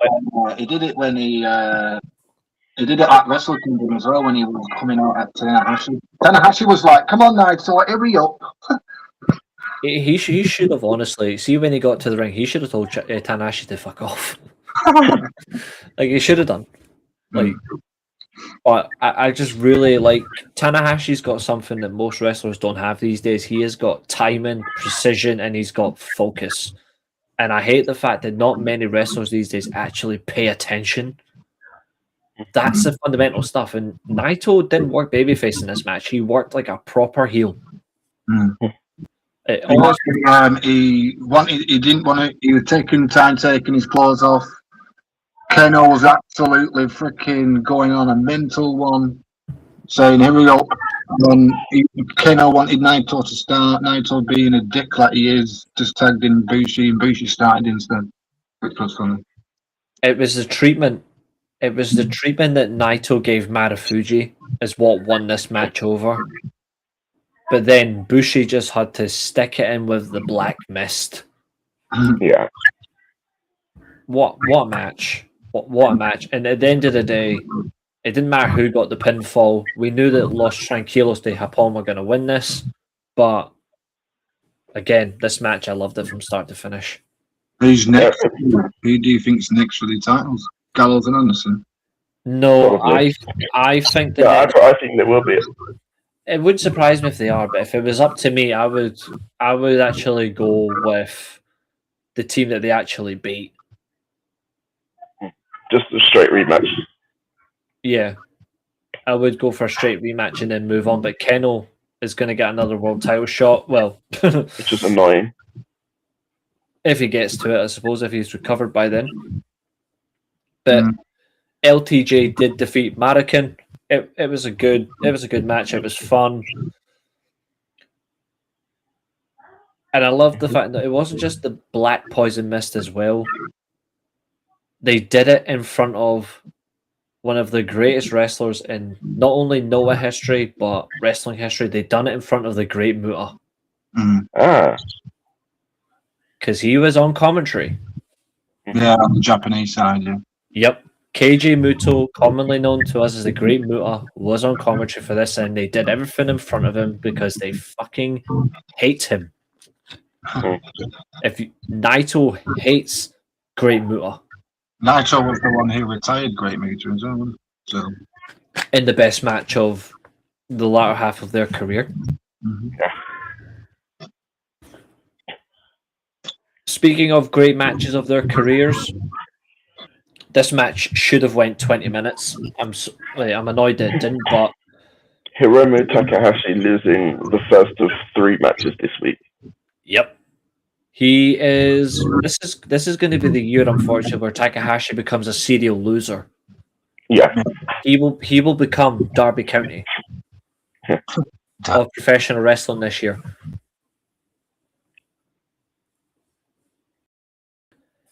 We are crowning way too many double champs as well right now. Every world champion needs a tag title to go with the set. Very ridiculous.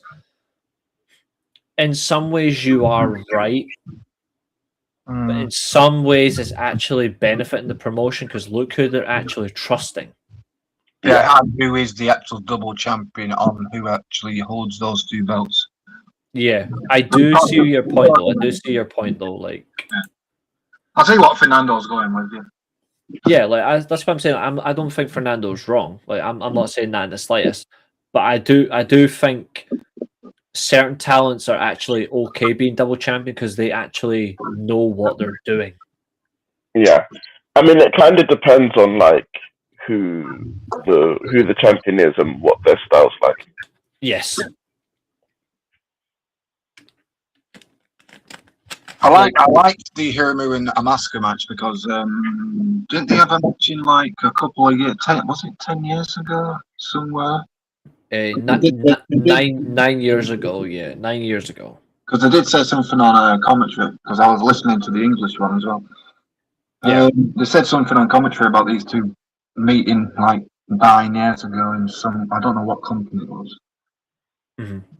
No, it's true. And I think the manner of it is how they go about it. And Amakusa, though, if you look at, I'm actually going to use Amakusa similar to a certain person who actually became a double champion today. And this is the relevance.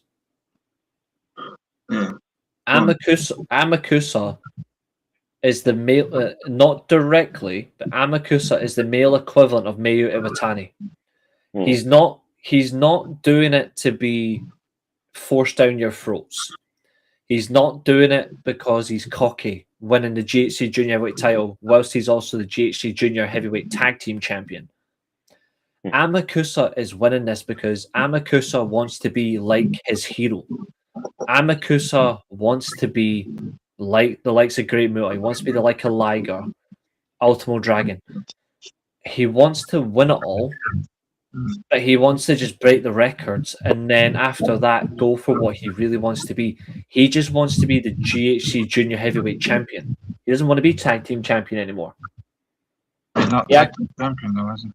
No, he is. He's the GHC Junior Heavyweight Tag Team Champion. Asuka is?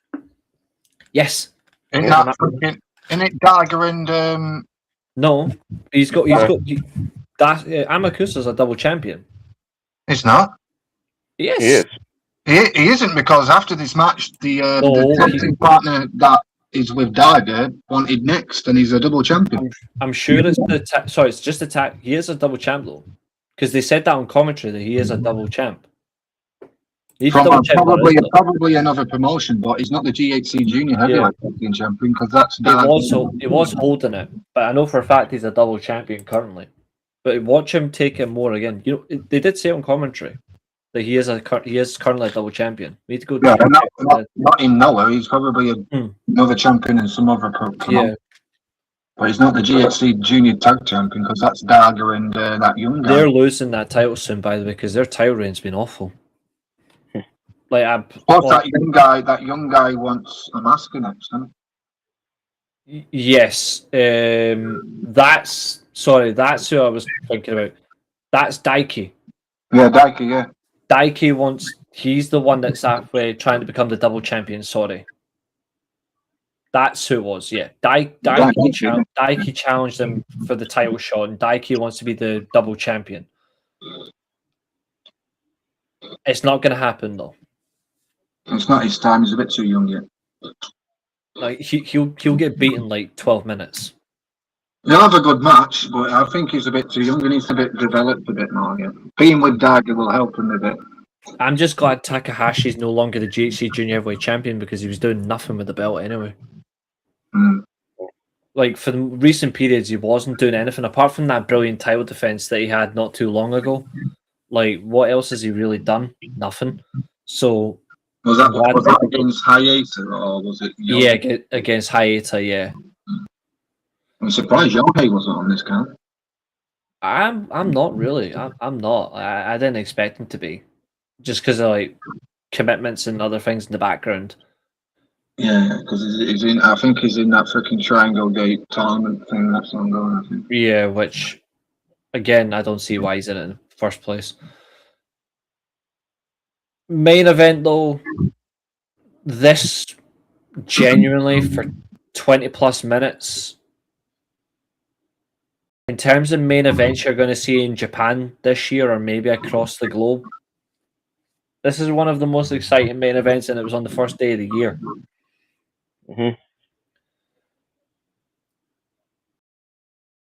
For all, and it's just crazy to think that they had this guy teaming with Josh Briggs.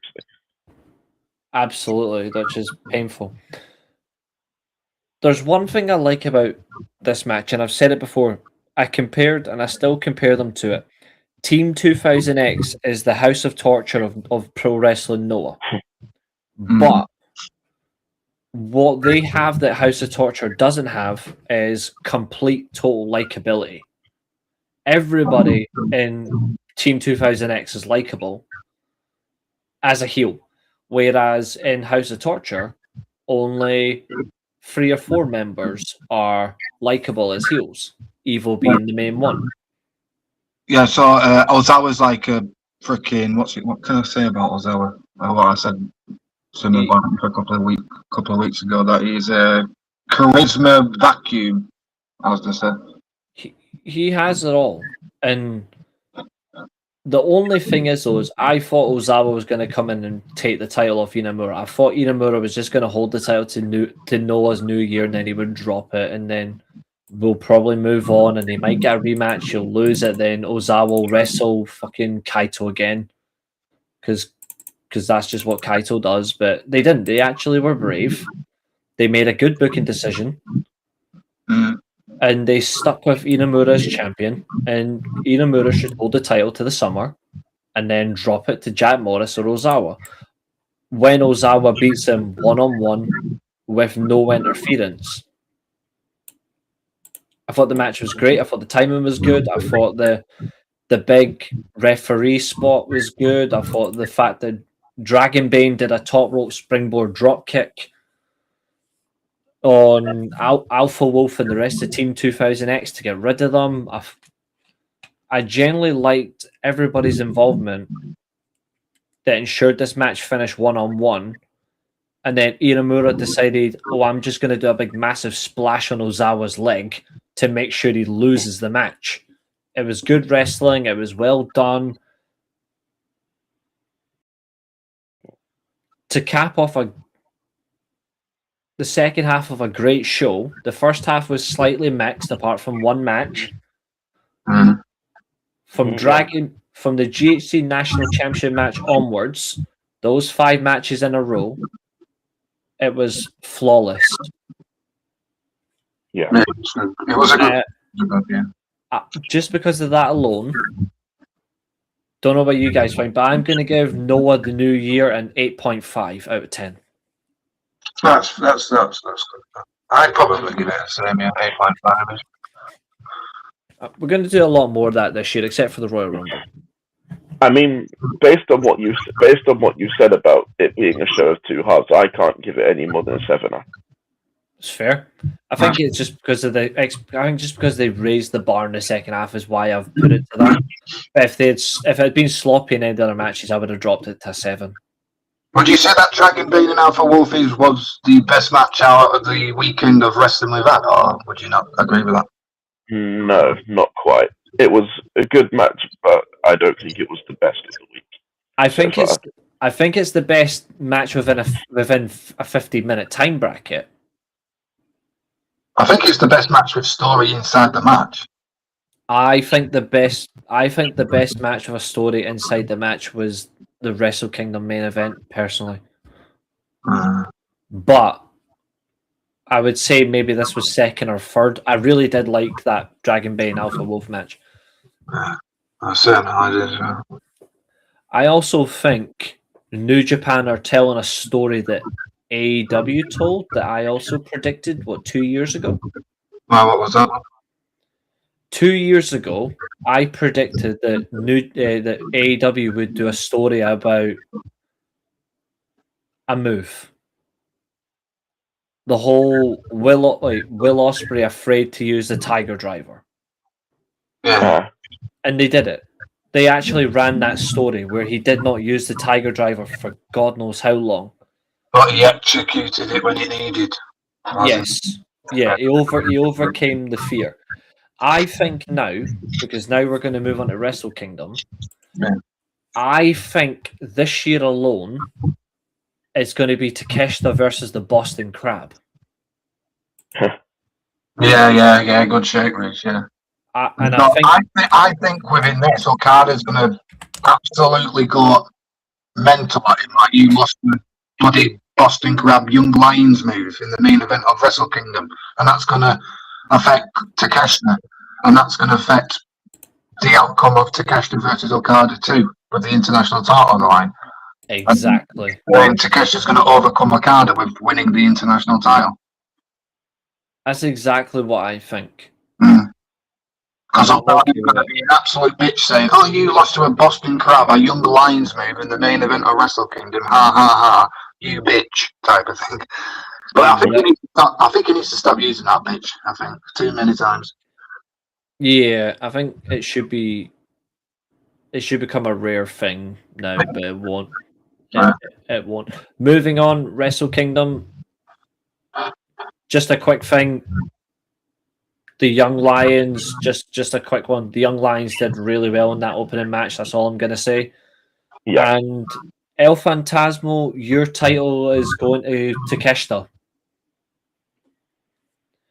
I actually think that's who's going to beat ELP for the title. It's a bit weird that he just main evented Wrestle Kingdom for the double title, and then he goes back to a TV title, which is weird, but it is what it is. Wait, who did you say you think is going to be ELP? Takeshita. Why? I think they're going to run back their. I think they'll run their feud more than what they've already got. They've already done 2 matches together. I think they're going to take it one step further. I think they'll include the TV title. Yeah, but that's a bit weird because Takeshita just main evented Wrestle Kingdom with not double dash, but with a double title match, and then goes on to face for a TV title, which doesn't make sense. I mean, you said that, but Shota Umino main evented last year, and this year he's in a Rampage. Mm-hmm. I just think because of the fact they have a long running feud, they might actually tempt fate and try it. That's all. Why don't you do Yuya instead? No. Because Yuya is bigger than that title. Mm-hmm. Oh, what? Again, bigger. Fucking Shota Umino then. He doesn't deserve to hold any championship. I don't agree with Takeshita going for a mid-card TV title when he's just been into the main event for the double belts, which doesn't make sense to me. Well, it does, because he's just lost, so you've got to take a step back to go forward again.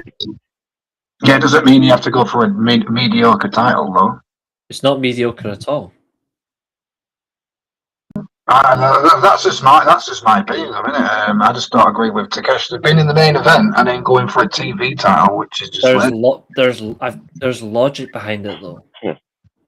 And plus, you said that you don't agree with that. You can't have someone in the main event all the time. That's how people get bored and turn on their left. Why don't they just build Takeshita up without even putting a title on him? Because unfortunately, that's what they did in the G1. They built him up. Why don't they do it again then? Because it won't work. Because you've already built him up in one big way. You've then rewarded him with the biggest win back to back. You can't build someone up to then go and do another big win like that. They have to resort to other means to do it. That's why you actually run back a feud where, if you actually think about it, 2 years ago, Takeshita and ELP had the best block match of that entire G1. That's what me and Abel are on the same thing here. Just keep Takeshita away from the title until you build him up again. So here's another thing as well. If you do that, which fair enough, if you keep Takeshita away from any title, then you have to delay one other important thing. They're going to tell the story with the Boston Grab, aren't they? Probably. Maybe. I said it purely as speculation, just because the amount of Boston Crabs we saw over the weekend, where it actually became so prominent with the Takeshita match back-to-back nights. That's why I brought it up. But what I'm saying is, if you keep Takeshita away from any title, that means you have to physically keep Takeshita in the Don Callis family. That's another thing. You can't kick him out. You can't remove him, because then what? Okada's still going to be the international champion when Takeshita gets booted out of the faction. When do you have that match? Because that match is going to be for international title, and Takeshita's going to take the title from him. Revolution. But that's literally 2 months away. Yeah, so you build to it. 2 months of build. You build to it. You kick him out of the faction, but in the build-up, and then you have the match then. Yeah, you kick him out of the faction, and then you build Takeshita up again for 2 months until Revolution. As much as I would like that, and I'm not against this, boys, my problem is we know that Tony Khan, if he did kick him out through the thing, I think he would race to the match quicker than Revolution. That's my only worry. If Tony Khan's got a set of bollocks, then he'll wait for another 2 months until Revolution and then build Takeshita up. This is why I don't understand why Revolution is in March. Yeah, that's what I mean. So January, February, March, 3 months. Yeah. I hope they do a delayed build to that match. I like the idea if they do it over this 2-3 month period. It will be good. And when you go and do Okada versus Takeshita,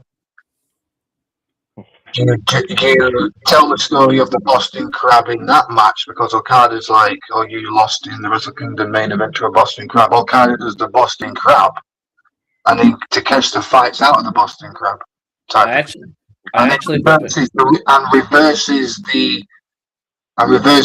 Puts Okada in the Boston Crab instead.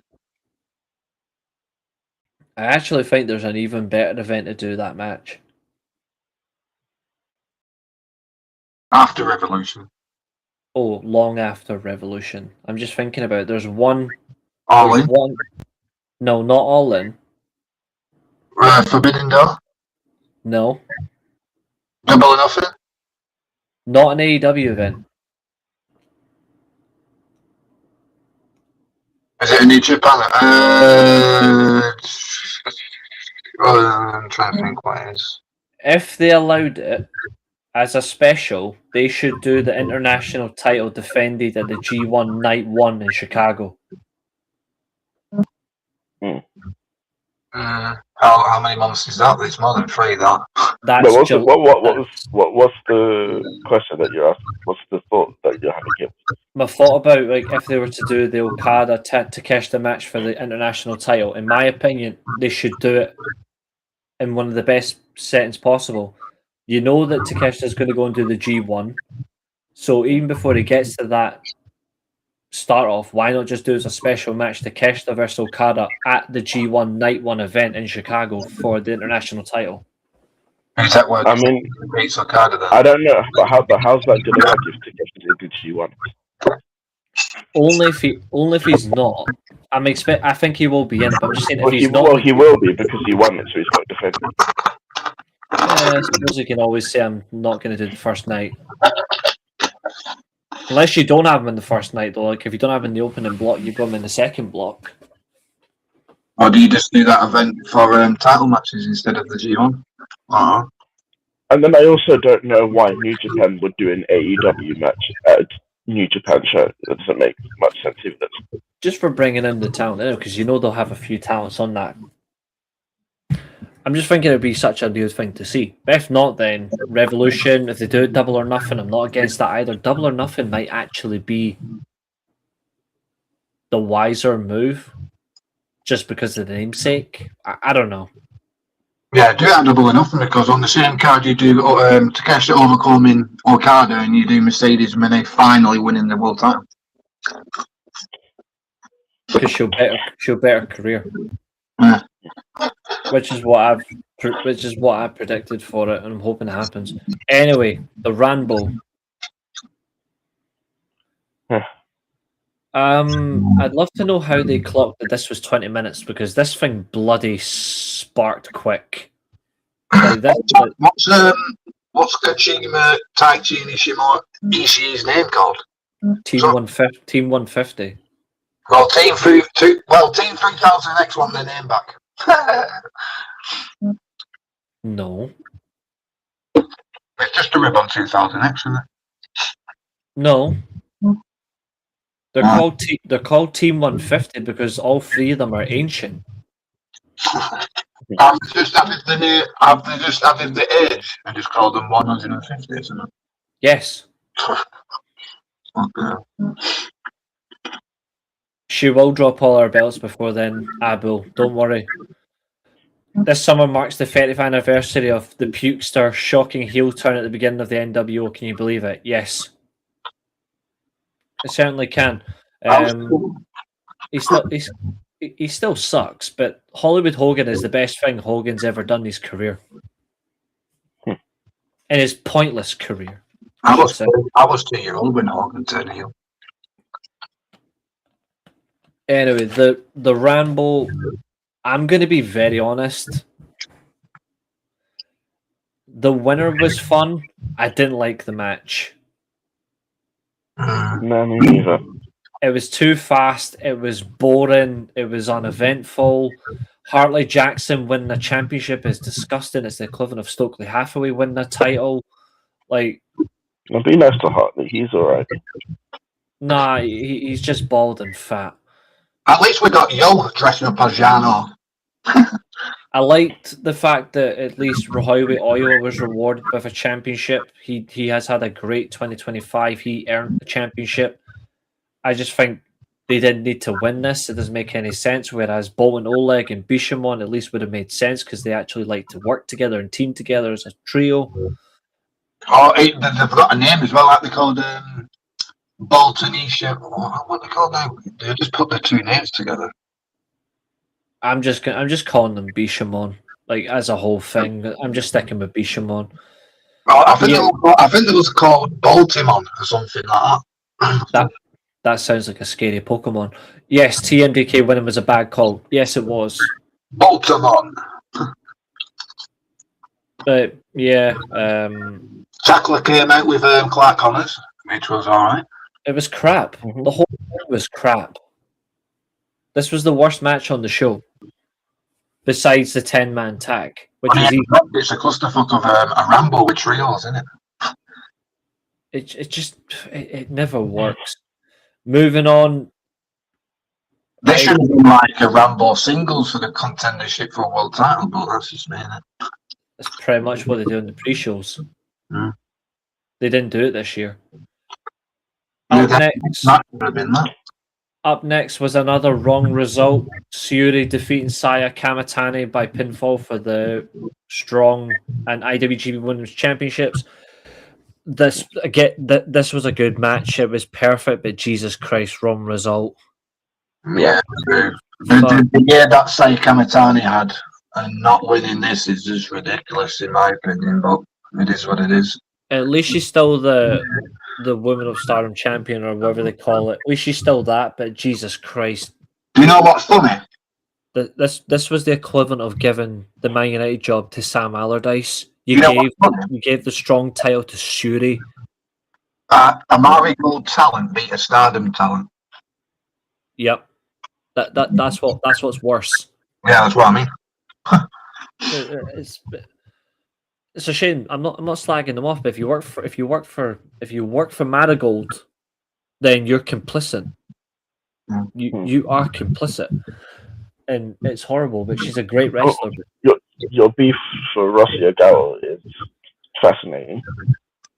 My beef with Rossi will never end. My agenda with Rossi will never end. My feud with him will never end until he slips away to hell. He won't even go to hell. He'll just disappear. No, he'll go to hell. He will. But this match was excellent. Don't get me wrong. I absolutely love watching this start to finish. I thought both women tore in each other, and this is what Catherine needs to believe in when it comes to women's wrestling. This is where the clinics come from. But I just don't like the fact that Saya lost, when arguably, even though I said Momo was my women's wrestler of the year, Saya arguably had the best best year for a woman last year, apart from Mercedes Moné. That's why she was my wrestler of the year for the women, Saya. The fact that she was champion for almost 2 years as well, I get it. It's a relatively long title reign, but she was actually taken on.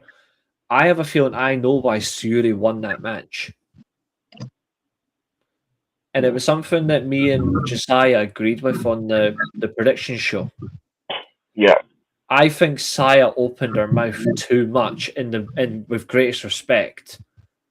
I think she opened her mouth open with great respect that it cost her the championship. She said that if she'd won that, she would have loved to have done a double contract. Yeah. And I think that's what cost her, because I think they took that as offense. Mm. At least she's still the World of Stardom champion now, so yeah. Now, it's time to call out the next one. Because boring. The next one has wrong information.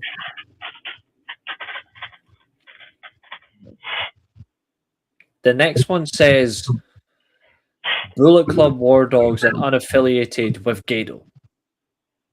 Gedo wasn't there. Gedo decided not to show. Yeah, Gedo wasn't there. The only good part of this match was Jake Lee's fucking return. That's about it. Match sucked ass, in my opinion. It sucked. No one looked good in this match. No one did.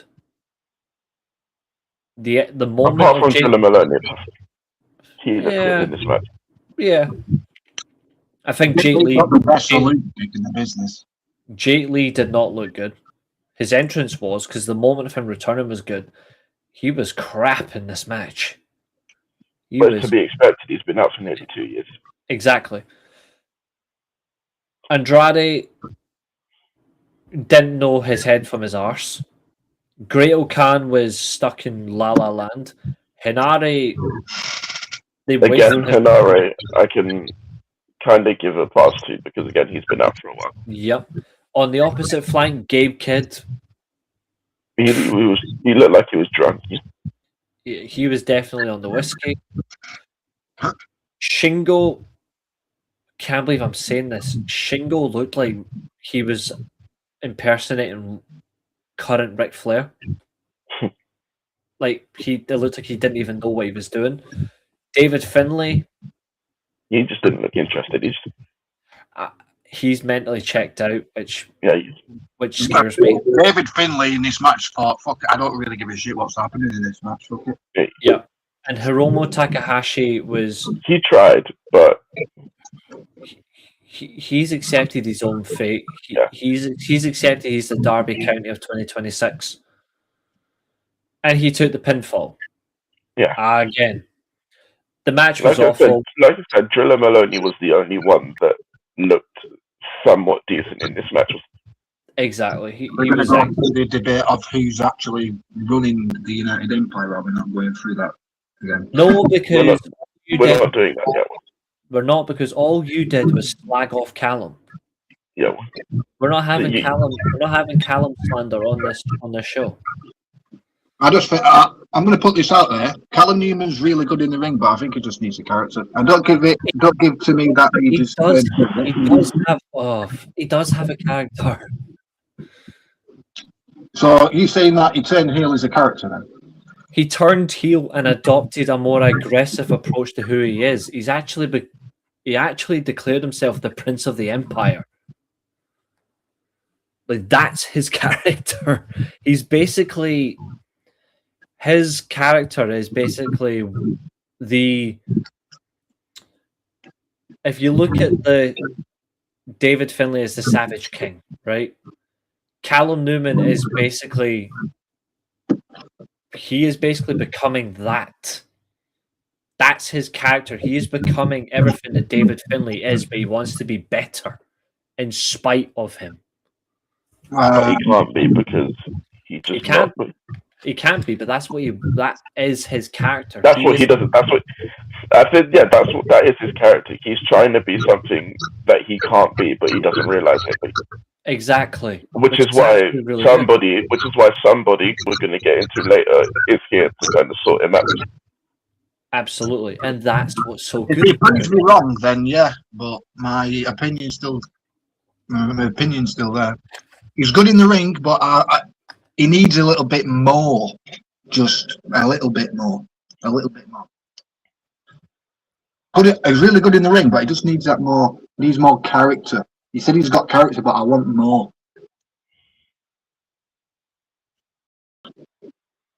I see Jet Li as a leader more than Callum Newman, but that's just me. I even see Andrade more of a leader than... That's because he is. I told you this. Andrade is the leader of United Empire. Good. Or is he? He is the leader of United Empire. If Callum Newman goes out there and proves me wrong, then I'll see it on this podcast in a couple of months' time. The way things are going right now, Andrade with his money has taken the leadership role just because he thinks that's just how it is. Callum's the front man, but the actual best way for this faction to go isn't... I actually think the United Empire is going to make the same mistake that the Bullet Club has made for the past couple of years. The best thing for the United Empire to do is just be a united empire. They don't need a leader. They should all have a collective point, and the collective point is, funnily enough, what the world champion did. Yeah. Just destroy the rival. The United Empire should just be about eliminating every other faction and then going their separate ways. That's what I would do with the United Empire. No self-implosion, no need to hate each other, just we've got rid of everybody, now it's our turn to just say, we've got aspirations, we're going our separate ways. I wasn't devaluing Callum Newman in any reason to do that, but I just he's good in the ring. I just feel like he just needs a little bit more. That's all. This is why I said to you that Jet Li also shouldn't be the leader as well, because Jet Li knows feck all about the United Empire. Unless it was a completely whole new faction that he created as the leader, then I would understand it. But I wouldn't make him a faction of like the leader of a faction just because he's been in the match for 30 seconds, you know? We'll come back to this when in a couple of I'm going to give Callum Newman a good 4 or 5 months to prove me wrong, and then we'll come back to this and talk about it then. I guarantee you. I like Callum. Fingers crossed he proves me wrong. I guarantee you will. You will. I hope he does. No, I guarantee it. I know he will. And I'm not shitting on Callum Newman. I'm just saying what I think. I like Callum Newman in ring, but I just think he just needs a bit more character. Then apologise for calling him shit. I'm on about his character's shit. I'm on about not his in ring. His in ring perfection, but his character's a bit shit in my opinion. But something that was shit, unfortunately, was that fatal 4-way. Yeah, it was a bit overwhelming for me. Wrong winner, really. Wrong winner. Should have been Taiji Ishimori just for bias. Yeah. If it's not Taiji Ishimori, then yeah. In hindsight, it probably should have been Ishimori because Fujita would do other things, which we'll talk about. Yeah, I think, funnily enough, I agree with everything that the commentator said. You've got Dookie, who said the absolute best line of the entire weekend by saying, "I'm not taking part at Wrestle Kingdom this year because it'll overshadow Tanahashi's retirement." Brilliant heel line. Love it. But Tanahashi, in my opinion, should have abused his power as president and on the spot, because of Dookie and House of Torture's involvement, made it a 5-way. He should have just made it a title match, and then you should have just had Despy. If you're going to have Despy win the match, just have Despy win the title back. Yes. Because we all know that's where that's going now. Yeah, he's going to beat Tokyo and win the title back. Exactly. Yeah, what's New Japan's obsession with? I like Desperado, but they want him to have the most junior title reigns and defenses. Yeah, they basically want him to overshadow Liger. Isn't Hiromu Takahashi on that as well? He is. Yeah. No, so Takahashi's a loser now, though. Yeah, he's one of the top. I can confidently tell you now, Hiromu will never be the junior heavyweight champion again. Yep, same. I actually agree with that. I actually don't think he'll ever hold a singles title again. And his next tag title reign will be with Titan in about 2 years. Yeah, and then he'll have to suffer the undying fate of he'll have to at some point team up with Shota Umino. Well, no, because not if they're doing this new faction. No, they'll just make him do it as a punishment for being a loser. Huh. Oh yeah, Titan bit terrible, isn't it? I like a bit of Titan. Up next was exactly what professional wrestling's all about. Yeah. Well, 50% of what pro wrestling's all about. The other 50%, actually, that's harsh. 25%, because the main event gets a full 50%. This was absolutely fantastic. This was really good. Evil said before this match. I was going to get to that. That's exactly what I was getting to. Yeah. Evil said on the press conference on Saturday during the New Japan Wrestle Kingdom press conference, Evil said, and I quote, that if I beat you, or should I say when I beat you in the Tokyo Dome, you're going to shave your head and you're going to stop wearing a Judokai and you're going to start wearing the black trunks of young lion, of the young lion. You're going to be a young lion for the rest of your career. So Aaron Wolf came out on the night and reversed that and came out as a young lion. He's shaved his head, which I think was brilliant. He took off the Judokai on the stage, which, thanks to Josiah, reminded me of it. It looks like the Royal Rumble 2006. I was trying to notice if it was or not, but it does look like a great spot. Yeah. Don't you think the stage on Wrestle Kingdom was really good, though, the staging? Oh yeah, that's why I made the reference. Yeah, it was beautiful. But this match only has one problem. It was brilliant. It was brilliant. The only issue I have with it was that lump of fat lard gave the Wolfman internal injuries. Yeah, Don Farley. Yeah, Don Fat Fuck Farley. Yeah. Made the Wolfman bleed internally by splashing. Now, it was a good spot. It was a good spot, but if you're going to do it, can you at least let Sanada do it? Because he's not going to actually make the guy's internal injuries happen. Yeah. He sold it. Oh, he did. He sold it really well. Yeah, well, he didn't have a choice. He wasn't selling it. He was actually hurting him. Yeah, for a debut match to sell, though, it's truly special. But this match also, sadly, well, my Temple's bolted. There's something that was said during this match, and a lot of online reports came out during this match. Yeah, and it's very awkward. Yes.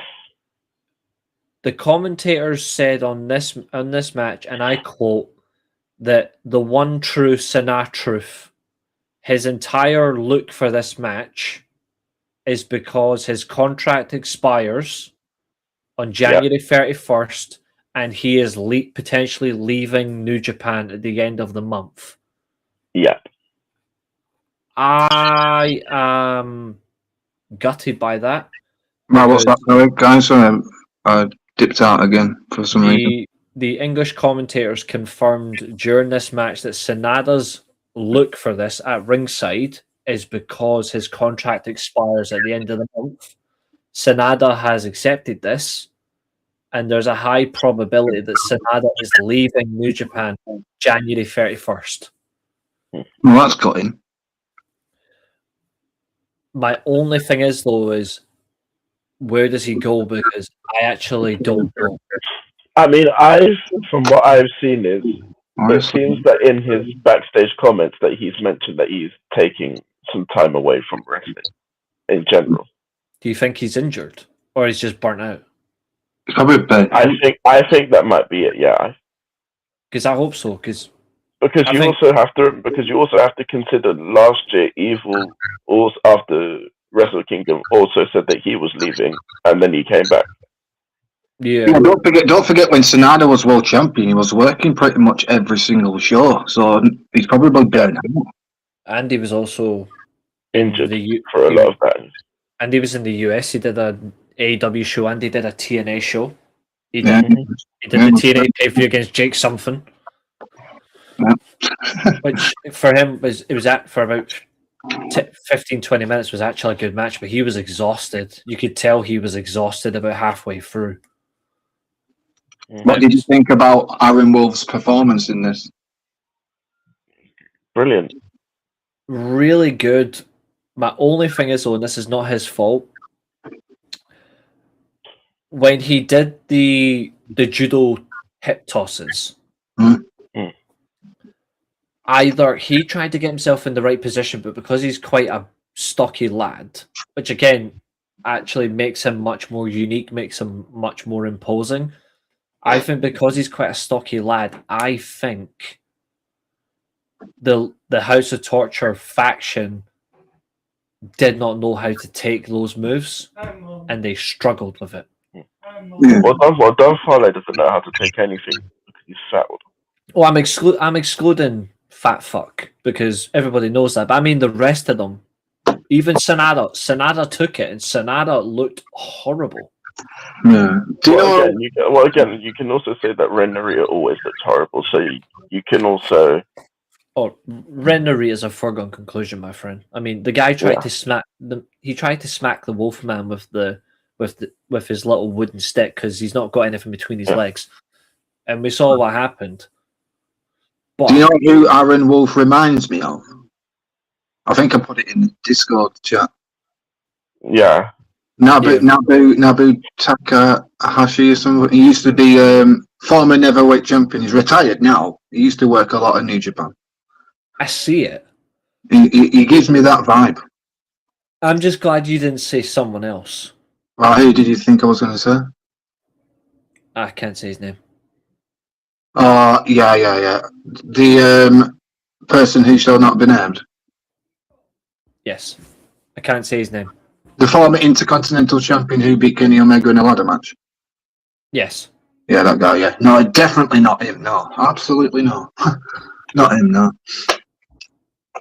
No, he just reminds me of Manabu Takahashi back in the day. Yeah, I see the comparison. It's not a bad thing. No, not Voldemort, Abu. Not Voldemort.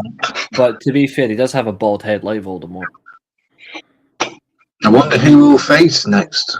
I like him. I would love to see him against Bolton. Or tag with Bolton. Because they've got that connection, haven't they? Both of them have been Olympic champions. They've fought both from... Aren't they from the same country? Yakistan? Or... Yeah, that's right, yeah. Yeah. They could be a decent team,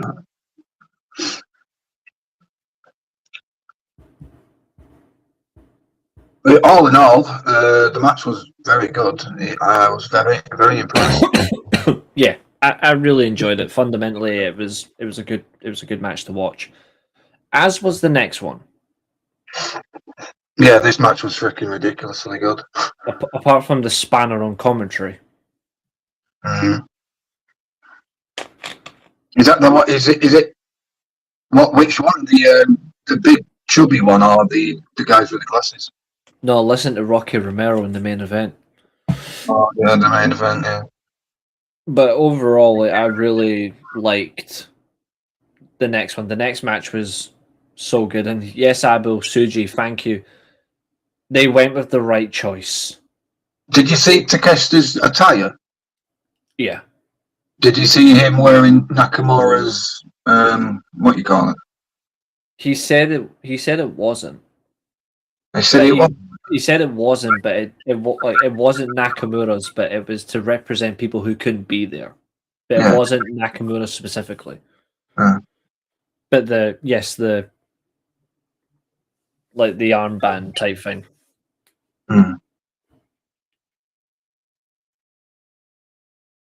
The right person won it. It was an absolutely mental match, though, man. Oh yeah, it was. These two guys have got freaking chemistry for days. Yeah, it was so good. This one. It was really good. Apart from the fact that Rocky Romero was at ringside, then he was on commentary for the main event. I thought the fact that they just let the two of them go at it was excellent.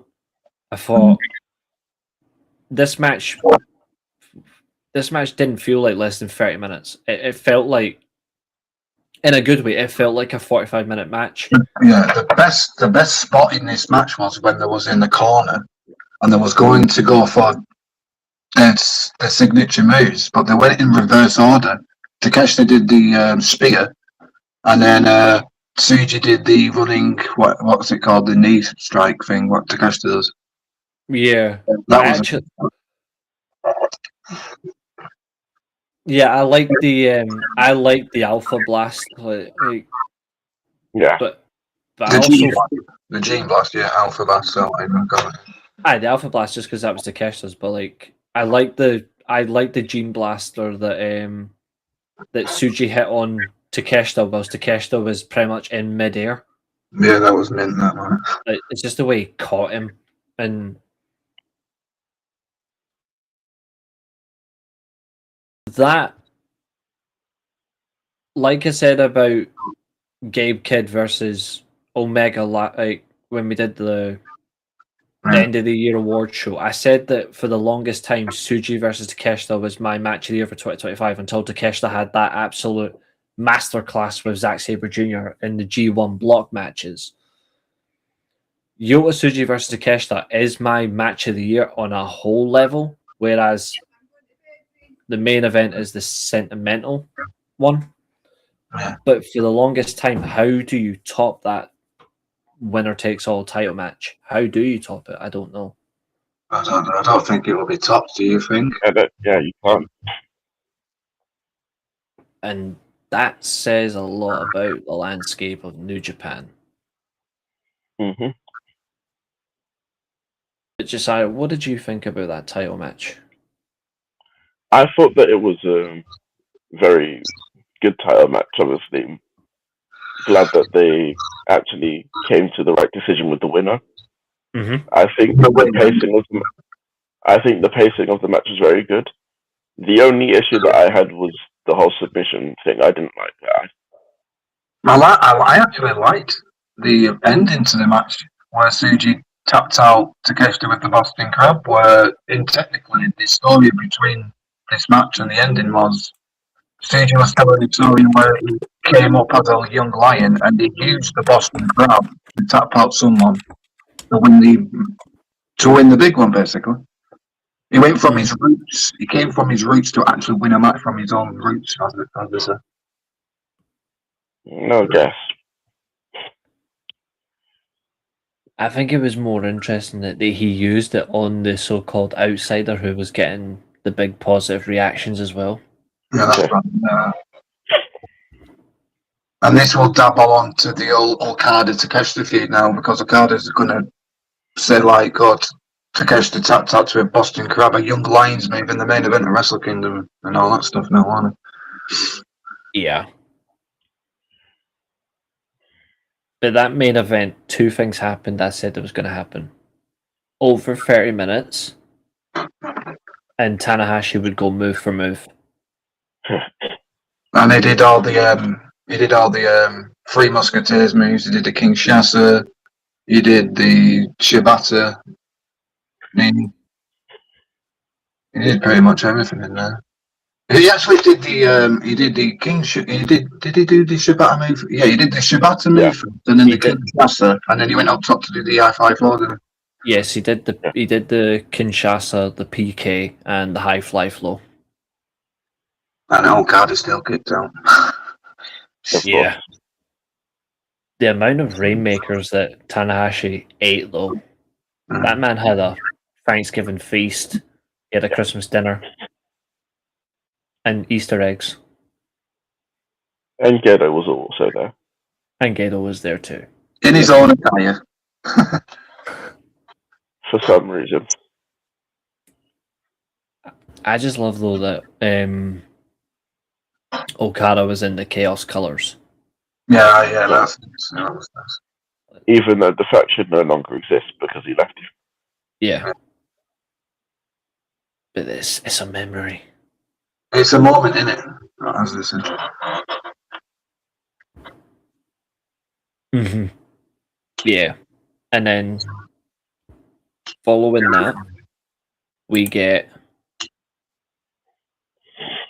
the emotional thing out of the way. Yeah.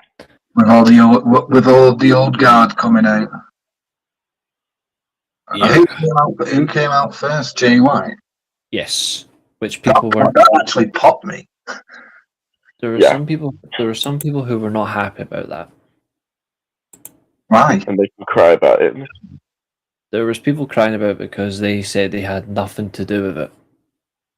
Got everything to do with it. It's Tanahashi's freaking last match. Jay White was Tanahashi's one of his greatest rivals, so him being out there and greeting one of the greatest of all time in his last match. Jay White ended Tanahashi's last title reign. Yeah, that's what I mean. I didn't have a problem with it. I marked out when Jay White came out. It was not me saying it, I'm just telling there was someone that did. And I'm going to show you. Is it the same person you always talk about? Or? No.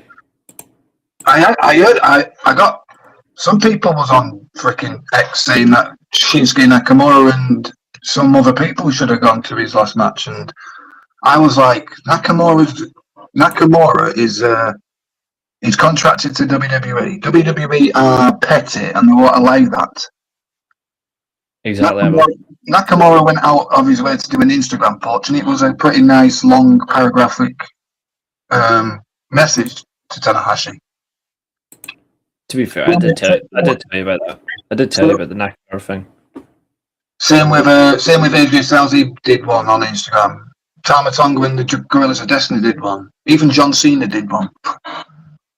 Prince Devitt, Finn Balor did one. But all of these pictures was members attacking Tanahashi, which was funny. The War Raiders did one. Even Bronson Reed did one. Exactly. All the old people did like a really nice Instagram posts. So all the idiots out there that say no, Nakamura should have been there. It would have been nice of Nakamura to be there, but he's contracted to WWE. And people that are claiming... Would it have been nice if Nakamura was there? Sure, but he's contracted to WWE, and WWE would never allow that to happen.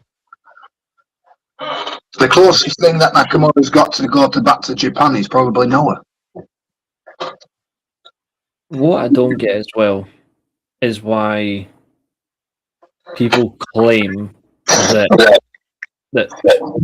people claim it's Tony Khan's fault. It's not Tony Khan's fault at all. What can Tony Khan do for having Nakamura there? Nakamura doesn't work for AEW. Nakamura works for WWE. WWE do not allow their talents to go to a rival company that is partnered with another company. Like honestly, why would Tony Khan deny Nakamura to go there? Like he's not like that at all. No, it's not. And Tony can't do anything because Nakamura's not on the AEW roster, or he's not contracted to AEW. And he also can't do anything because it's not his show. It's not his company. It's not his company. He can't do anything because it's not his company. It's not his show. He didn't book it or anything. So all the idiots online saying it's Tony Khan's fault for Nakamura not turning up is ridiculous. At least we got like an Instagram post from all the ex-New Japan guys: Nakamura, War Raiders, Styles, Prince Devitt, Finn Balor, Bronson Reed even did one. John Cena even did one. Jeff Cobb did one. I just think people are so, because they don't like him, they like to just think he is the reason, but it's just ridiculously stupid. Tony Khan doesn't have nothing to do with New Japan, as in like booking the shows or any involvement. The only involvement Tony Khan has in New Japan is when there's a Forbidden Door or a joint pay-per-view. That's it. Exactly. Like, people just need to get a grip.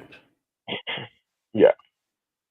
Other members of the ex-New Japan stars that are not with AW, they show the respect online. Isn't that enough?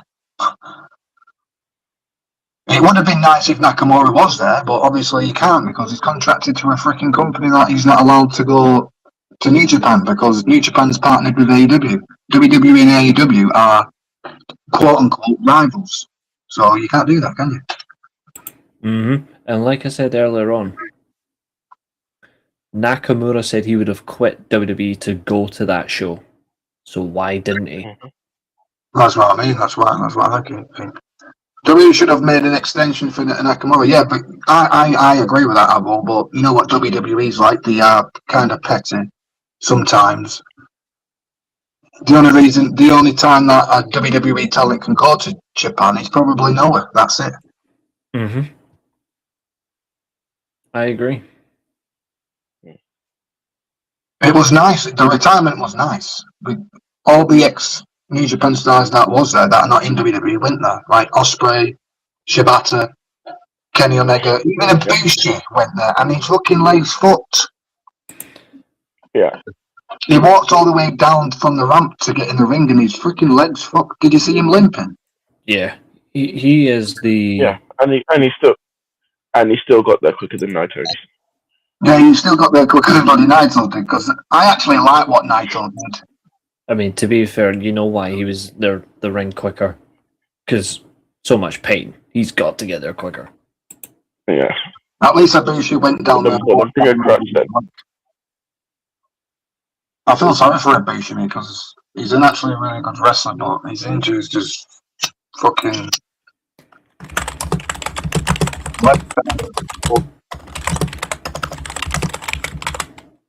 Naito came out and said, "I'm going to take about 2 weeks to get into the ring now. You're gonna wait for me now." And Tanahashi was there in the ring, like, "Come on, Naito, the show's gonna end." That was fun. I like the moment where Tanahashi and Shibata started wrestling for a couple of minutes. But exactly, Shibata he was allowed to go there. Did you like where Shibata and Tanahashi started wrestling for a couple of minutes? Yes. Like chop there, and inside hugging each other. It was nice. I just wanted them to have like a 10-minute match like they did with the Great Muta. Who was it? Was it the Great Muta who had a match and then had another match after all? Who was that? I'm trying to think of it. Was it the Great Muta? It was a Great Muta in his last show. Because he had 2 matches in one night, didn't he? Yeah. He had Nakamura and then somebody else wrestled him. I liked how Bushi missed the flowers and give it to Tanahashi. That was cool.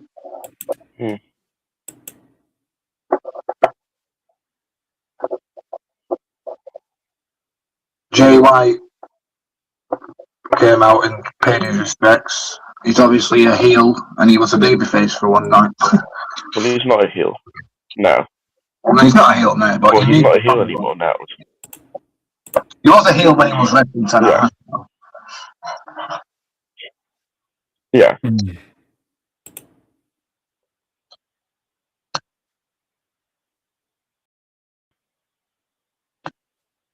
It's fundamentally true, but I know where people was mourning because some stars wasn't there. You could say the same thing about John Cena's retirement, saying that Jericho or Edge wasn't there, but they're contracted to another company, which is Rivals, so they can't, can they? Yeah. And those talents showed respect on doing like more Facebook posts, Instagram posts, X posts, with loads of pictures. Is that not enough?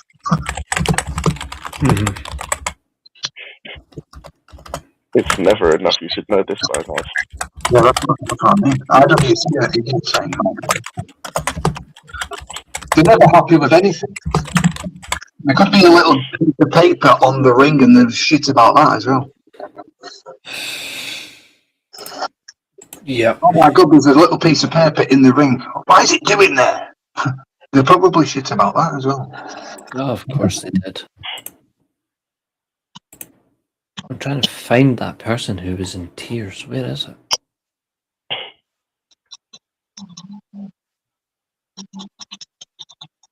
Oh, don't get me wrong, I should have said when the master and Tanahashi started fucking doing wrestling for a couple of minutes. That was a good moment. I wanted them to have a full match because they didn't have the full match because the last time they wrestled to a time limit draw, if you remember. Was that last year's Wrestle Kingdom, wasn't it? Last year's, yeah. Yeah, they wrestled to a draw. I just wanted them to have a match after wrestling Okada. Mm. And have Tanahashi beating Shibata.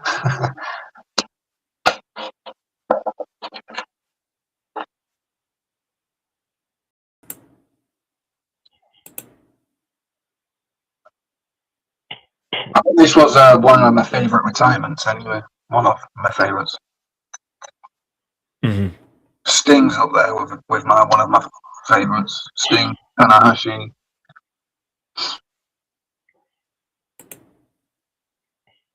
The amount of people, honestly, that I see blaming Tony Khan for this is so damn funny. How the F is it freaking Tony Khan's fault, though? Notice how they're all WWE fans. Yeah, but the wrestlers who they're mentioned, they're WWE contracts. They work for WWE. Tony Khan doesn't have a say in saying anything. They need to stop. before I go full heel in a second. Mhm. I don't want that. It's why I laugh at people about It's the same thing when John Cena retired. They wanted who did they want? Jericho and Edge in John Cena's final. they wanted or be there in the ring to pay. They wanted Adam Copeland. They wanted Adam Copeland. They wanted Adam Copeland, Edge, Jericho, and all that lot. No. They only wanted Copeland. Yeah, but he's contracted to AEW. No, they already said if they'd asked Tony, he would have presented to Copeland, and if Copeland said yes, he would let him go. Did WWE ask Tony Khan for Edge? No. No. So why are people moaning at people saying that fucking Nakamura should have been at Tanahashi's then? Because they're morons. All WWE, all just singular WWE fans are all morons. Did Gaydol contact Triple H or TKO say, "Can I have Nakamura for one night"? We don't know. We don't know, do we? So what the fuck is everyone's problem? It was a good send off. What more do you want? Fucking Christ! They just. If you want an example of how fucked up it is, just read Catherine's article. Yeah, I read it last night. That was a good watch. If Catherine's watching, that was a nice read. Should do more of these more often. She does. She writes all the time. I think in my opinion, I think she should take this to a professional standpoint. In my opinion, but that's just me. She's really good at it. Yeah, to be fair, I'm going to start doing more for this channel. I'm already writing some stuff as well, but not on her level. But I can write that level. No one's on Catherine's level when it comes to that stuff. She's prolific. I've got a different way of writing. Why don't you go out and have these published so she could put... Does she get paid for doing these? Because she needs to. She needs to get paid. Apparently Seth Rollins is backstage for tonight. Oh, why am I not surprised?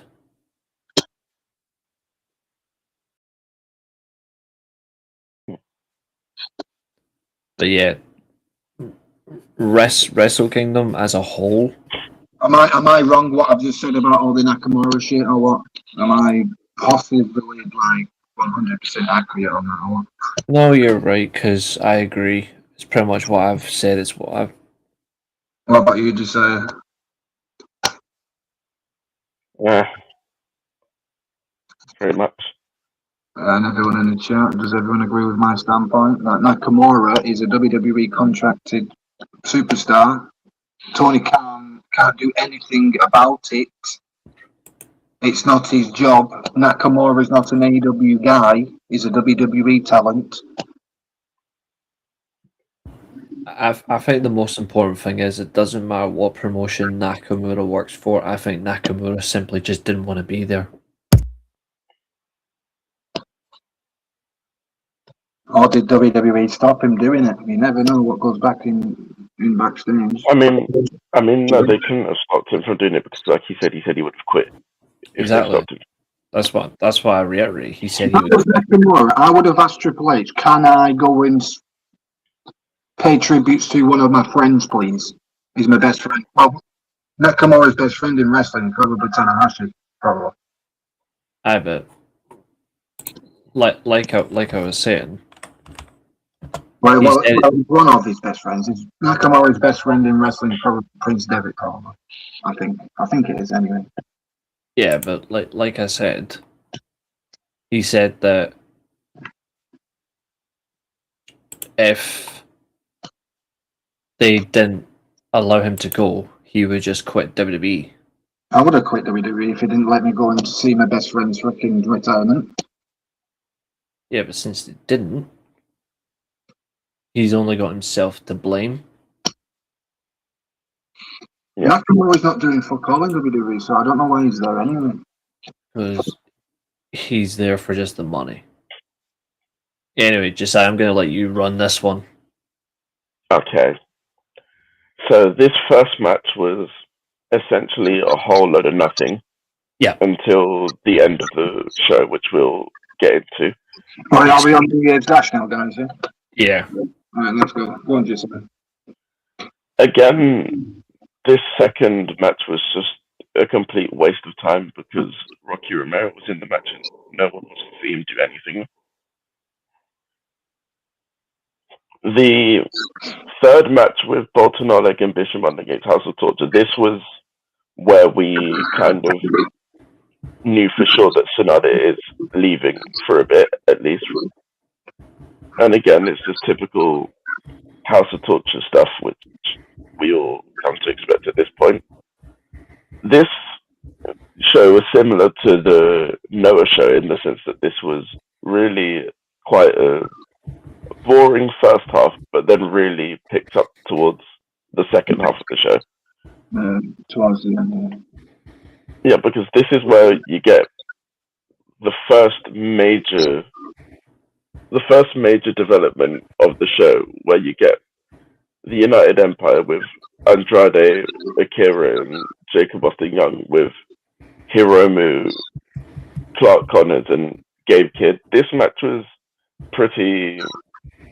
It was a good match for what it was. It was fast paced, a very hard hitting between Gabe and Andrade, and it ended with Andrade beating Clark. But then post match, you have Gabe Kidd making references to the fact that they're both former mid-card champions, well, IC champion and global champion. So he decided to challenge Andrade and basically put up Yota Tsuji's global title opportunity, which I found interesting. So technically, is that the next program for the global title then? Yeah. It will be whoever wins between Gabe Kidd and Andrade, they will face Yota Tsuji for the global title then. I wouldn't mind an Andrade versus Yota Tsuji match. Yes, I'm having like Gabe Kidd losing, but I won't mind a Tsuji versus Andrade match. You could actually tell a story where, I don't know, Los Ingobernables the opponent story in that one. I don't know. Yeah, and that's what I'm hoping for anyway. Yeah, I want Andrade versus Tsuji. Tell a story with Los Ingobernables. Andrade was the one who actually founded Los Ingobernables. That brought into Naito. Naito went on excursion to Mexico, came back to be this guy you see him today being Naito. You could tell that story with Andrade versus Tsuji. That would be nice. I don't know where. And then also, I feel like Gabe Kidd at this stage is needed elsewhere with another program, which we're gonna touch on when we get to that. But before we get to that, yeah, Gabe Kidd will probably be working AEW for a couple of months. No, that's not what I'm getting at. But we will touch on what I think is going to happen there. But before we get to that, we had another House of Torture match, which was Aaron Wolf, Toru Yano, and Wato and Yo defeating House of Torture. And in this match, Yo basically channeled the spirit of Tanahashi and did all of his moves and made Dick Togo tap out with a cloverleaf move. Which I think was an interesting choice. He's only been retired one night and we're already using all of his moves and making people tap out with their make. You know what? Do you know what I've realised? Most of wrestling nowadays is very submission based. Everyone's tapping out or passing out to submission moves nowadays. It's because of the influence of mixed martial arts on wrestlers. Yeah, because in AEW you've got the old John Moxley tapping out every week. And then you've got in New Japan, you've got the Boston Crab with Tsuji tapping out to Takeshita. And then you got a lot of submission tap outs in wrestling recently. It's because of the influence of UFC and mixed martial arts. Yeah. And then the post-match of this, we have that waste of space using that stupid push-up bar and title belt to assault the poor wolf and basically decide that he's challenging for the title, which is completely just rubbish. Yeah. Yeah, but Aaron Wolf is the wolf. Ren Marit is technically the what can I say? The Black Moon. He's the bitch. Well, the Black Moon. Yeah, he's a bitch. Yeah, but it's the Aaron Wolf's the wolf. Ren Marit is the Black Moon type of thing. What do wolves come out at night? Wolves and moon. Basically, yeah, that's what I've come to think about that. Probably, I don't know. Yeah, but anyway. But fuck Ren Rita. Anyway, this next match was again very telling. We had Callum Newman, Great Okan, Henare, and Jake Lee taking on David Finlay, Drilla Maloney, Shingo Takagi, and Yota Tsuji. Firstly, we have to talk about Yota Tsuji bringing back the proper IWGP heavyweight title. That belt is absolutely gorgeous. If I want to, how much is that belt and replica? Do you think it will be a lot of money? It's $6,500. It's $6,500. What money is that in our £5? It's about 6,800. Okay, guys. I want an IWGP title. Yeah, so firstly, we've got to mention that we've gotten rid of the IWGP World Heavyweight title and we're going back to the heavyweight title lineage, which is nice. Yeah, I like that. I like the belt. It looks good on him. And then before the match even started, Yota Tsuji basically denied Jake Lee's request to a title match, which I thought was hilarious. Yeah, Jake Lee's being Jake. And then the match happened, and Henare and Great Okan basically murdered Shingo Takagi. And then the match was what it was. There's not really much to talk about in it. But then post-match, David Finlay has a crash out and basically just decides that he's going to rip up the ring, beat up young boys. And then Callum Newman challenges him to another match. And then Will Ospreay comes out. Yeah. Is he back in the full time now? Or? Well, not exactly, but he's going to be around a lot more than he has been. I think he's going to be a dual contract. Yeah, work AEW and New Japan at the same time. He's going to be jet to fuck him. Yeah, I think he will. I think he won't be the only one. But yeah, as well. he came in, apologized essentially for the state of the faction that he's left him in. He says that obviously he firstly confirms that he's still not cleared to wrestle yet, but he says that he will be soon. And that when he does get cleared, he's going to handle whatever he needs to do for AEW. But then he makes the point that he is coming back and he is going to essentially sort United Empire out again. And then they all do their crowns up. And then we have the image of Callum Newman, who looks like he's about to hit Ospreay with a chair. And then he's stopped by Henare and Great O'Connor. That was a good moment, that. Yeah. And there is one thing here. There's one thing here that that's very interesting to note. When Ospreay comes out, he greets all of the members of United Empire except Jake Lee.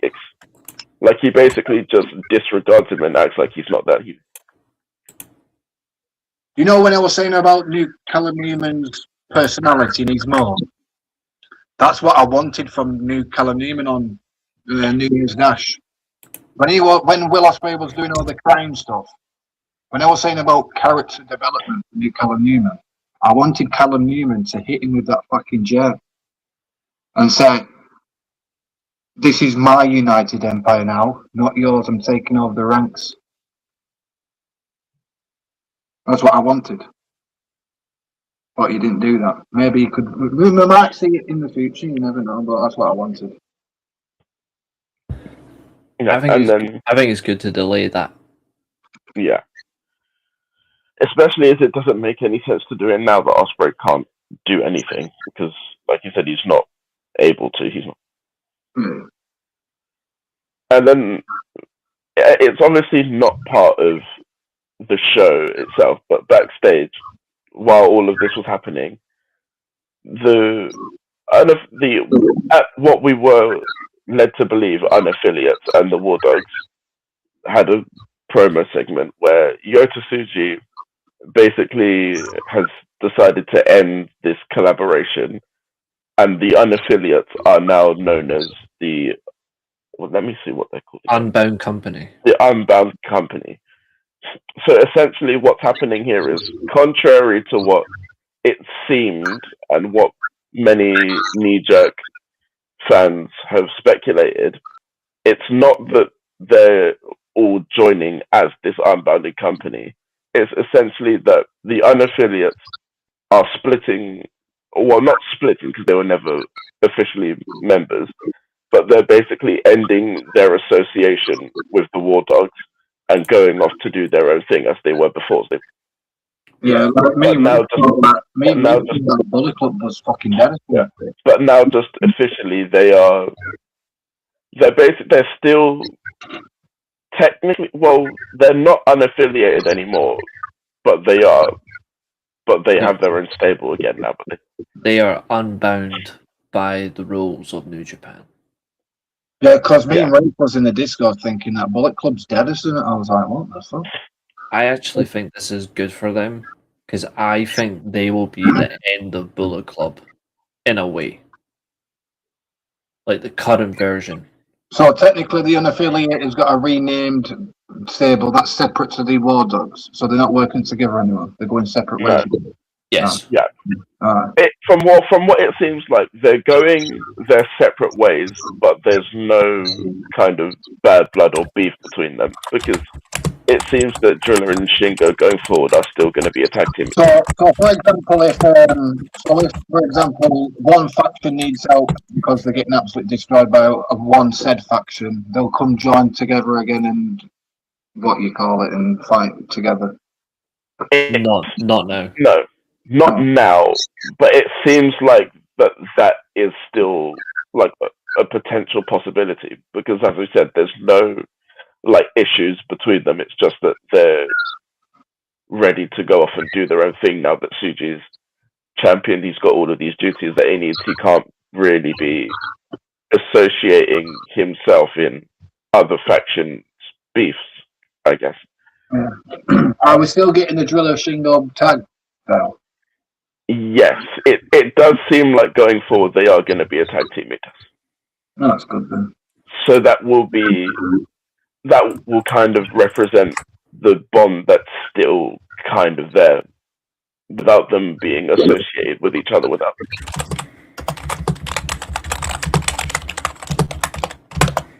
So is Jake Lee next in line for our Tsuji then, I'm guessing, or? You would assume so, but that still technically hasn't been confirmed, because as we said, when Jake Lee has requested the match, Tsuji said no, so we still have to wait and see on that. Mm-hmm. Still, it's New Japan Cup next, isn't it? Yes. No, there's still the New Beginning. The New Beginning. I'm thinking a bit ahead though. So it's New Beginning, then the New Japan Cup. Well, there's the New Beginning in Osaka, then the New Beginning in New Jersey. Yeah, that one. And then they do the New Japan Cup. And yeah. And there's only one of two people I want to see win it.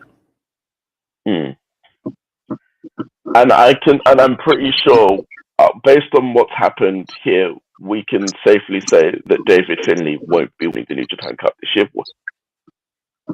Yeah. Did you not Because see? Do you know the backstage comments when you was talking about it? I watched it on YouTube. Didn't David Finlay seem a bit freaking on his own type of? I don't know how I'm trying to explain this, but didn't David Finlay look a bit fucking like what the fuck? he was just in a corner. He's lost. He had a bit of a look to him, didn't he? It's what I said a couple of months ago. He's losing everything. He had a bit of a look to like, what the fuck's going on there? I want to go on my separate way type of thing. On me own. Not with Bullet Club War Dogs though. On his own. Because he looked a bit fucking fishy to me. No, I think what his issue here was is that it was Suji that decided to end this collaboration, and it wasn't him doing it himself, like he probably intended he planned. He got undermined, which is why he should be a one-man wrecking machine. Yeah, because when I was watching the YouTube highlights, he was every other members of the two factions was together, and David Finlay was technically on his own in the corner, really, and he had a massive freaking like evil face on him, like he wanted to just wreck every single one of them there.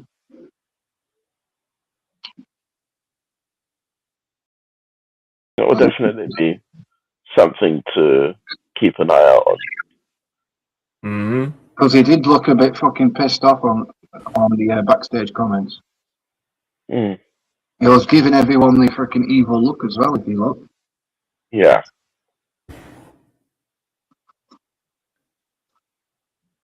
So I will be keeping my eyes peeled to see how this whole War Dogs and United Empire feud goes on. All in all, guys, the couple of events that I've been on, Noah's New Year, Wrestle Kingdom, New Year's Dash, excellent, I think. Yeah. And when people say New Japan's dead, it's definitely not. It's definitely not dead. It's not dead. It's time for the new generation of New Japan stars to do what Nakamura and Okada and Shibata did before the others went, if you get what I mean. Mm-hmm. Because Great Muta, the original Three Musketeers left, Nakamura, Shibata and Tanahashi came in, and they left, and now it's time for Tsuji, or whoever you feel that is the Three Musketeers in your version, because I think it's Tsuji, Ola and Yuya that are my Three Musketeers. I don't know about you two, but it might be different. I mean, they've already confirmed who the actual new three are, though, but yeah. Two of them are a joke. Yeah, two of them. That's why I've replaced them with actual good talent. Mm-hmm. 8.5 for Wrestle Kingdom for Abel. Yep. That's reasonable.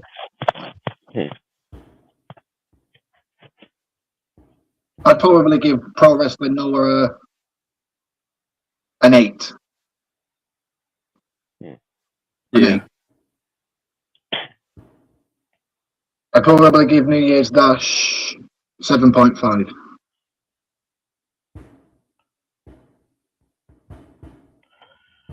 I think I'd give Wrestle Kingdom a 9 and New Year's Dash an 8. I think. Mm-hmm. Are we going to talk about the one? Are we going to talk about? I don't think we should really talk about this one anymore.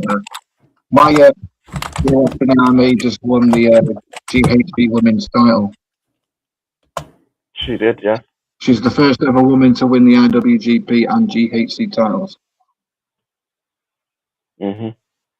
And like somebody said in the comments before about double titles, I get where you're coming from, but that's the woman that Reece was saying before, that it means something now, if you get what I mean, what Reece was saying. Someone in the comments was saying about They didn't agree with double titles being on someone. But when it comes to Meiji Watanabe, that's the woman that should be holding 2 championships. Mm-hmm. So she's become the first ever woman to win IWGP and GHC women's titles. You got Syuri winning the IWGP and the Strength titles. You got Saya Kamitani, still the Stardom champion, but I think she's going to lose that title to someone. You've got Alex Windsor, who's gone to Stardom to defend her Rev Pro title. Mm-hmm. You've got Megan Bain, I think she's still doing Stardom, I think. I'll have to talk to the missus about that one. I don't know if she's back there or still doing it. She was just for that tournament. I don't know if she's been back over recently. Because she had an alternative with Bozilla, because I think Tommy said that there's a match coming up in February that they announced a singles match between Megan Bain and Bozilla. Yeah, that for me is too early. Bozilla versus Megan Bain. It's a bit too early, but I would do Forbidden Door. Good shot. That's a match that I would want to see anyway. 2 big women kicking the shit out of each other. Yeah, it would be so good. I would kill for it. Yeah, they've got lots of stuff in Japan. You got Noah doing good. You got New Japan doing good. You got Stardom doing good. You've even I'll even say it straight. You got Marigold doing decent-ish. You got obviously Dragon Gate with his Triangle League titles and that's win. The match guy who I was talking about the other week was turned on Shun Skywalker. It is Strong Machine J. He turned heel for the first time in his life. If you don't know who Strong Machine J is, do you remember the original Strong Machine who used to be New Japan?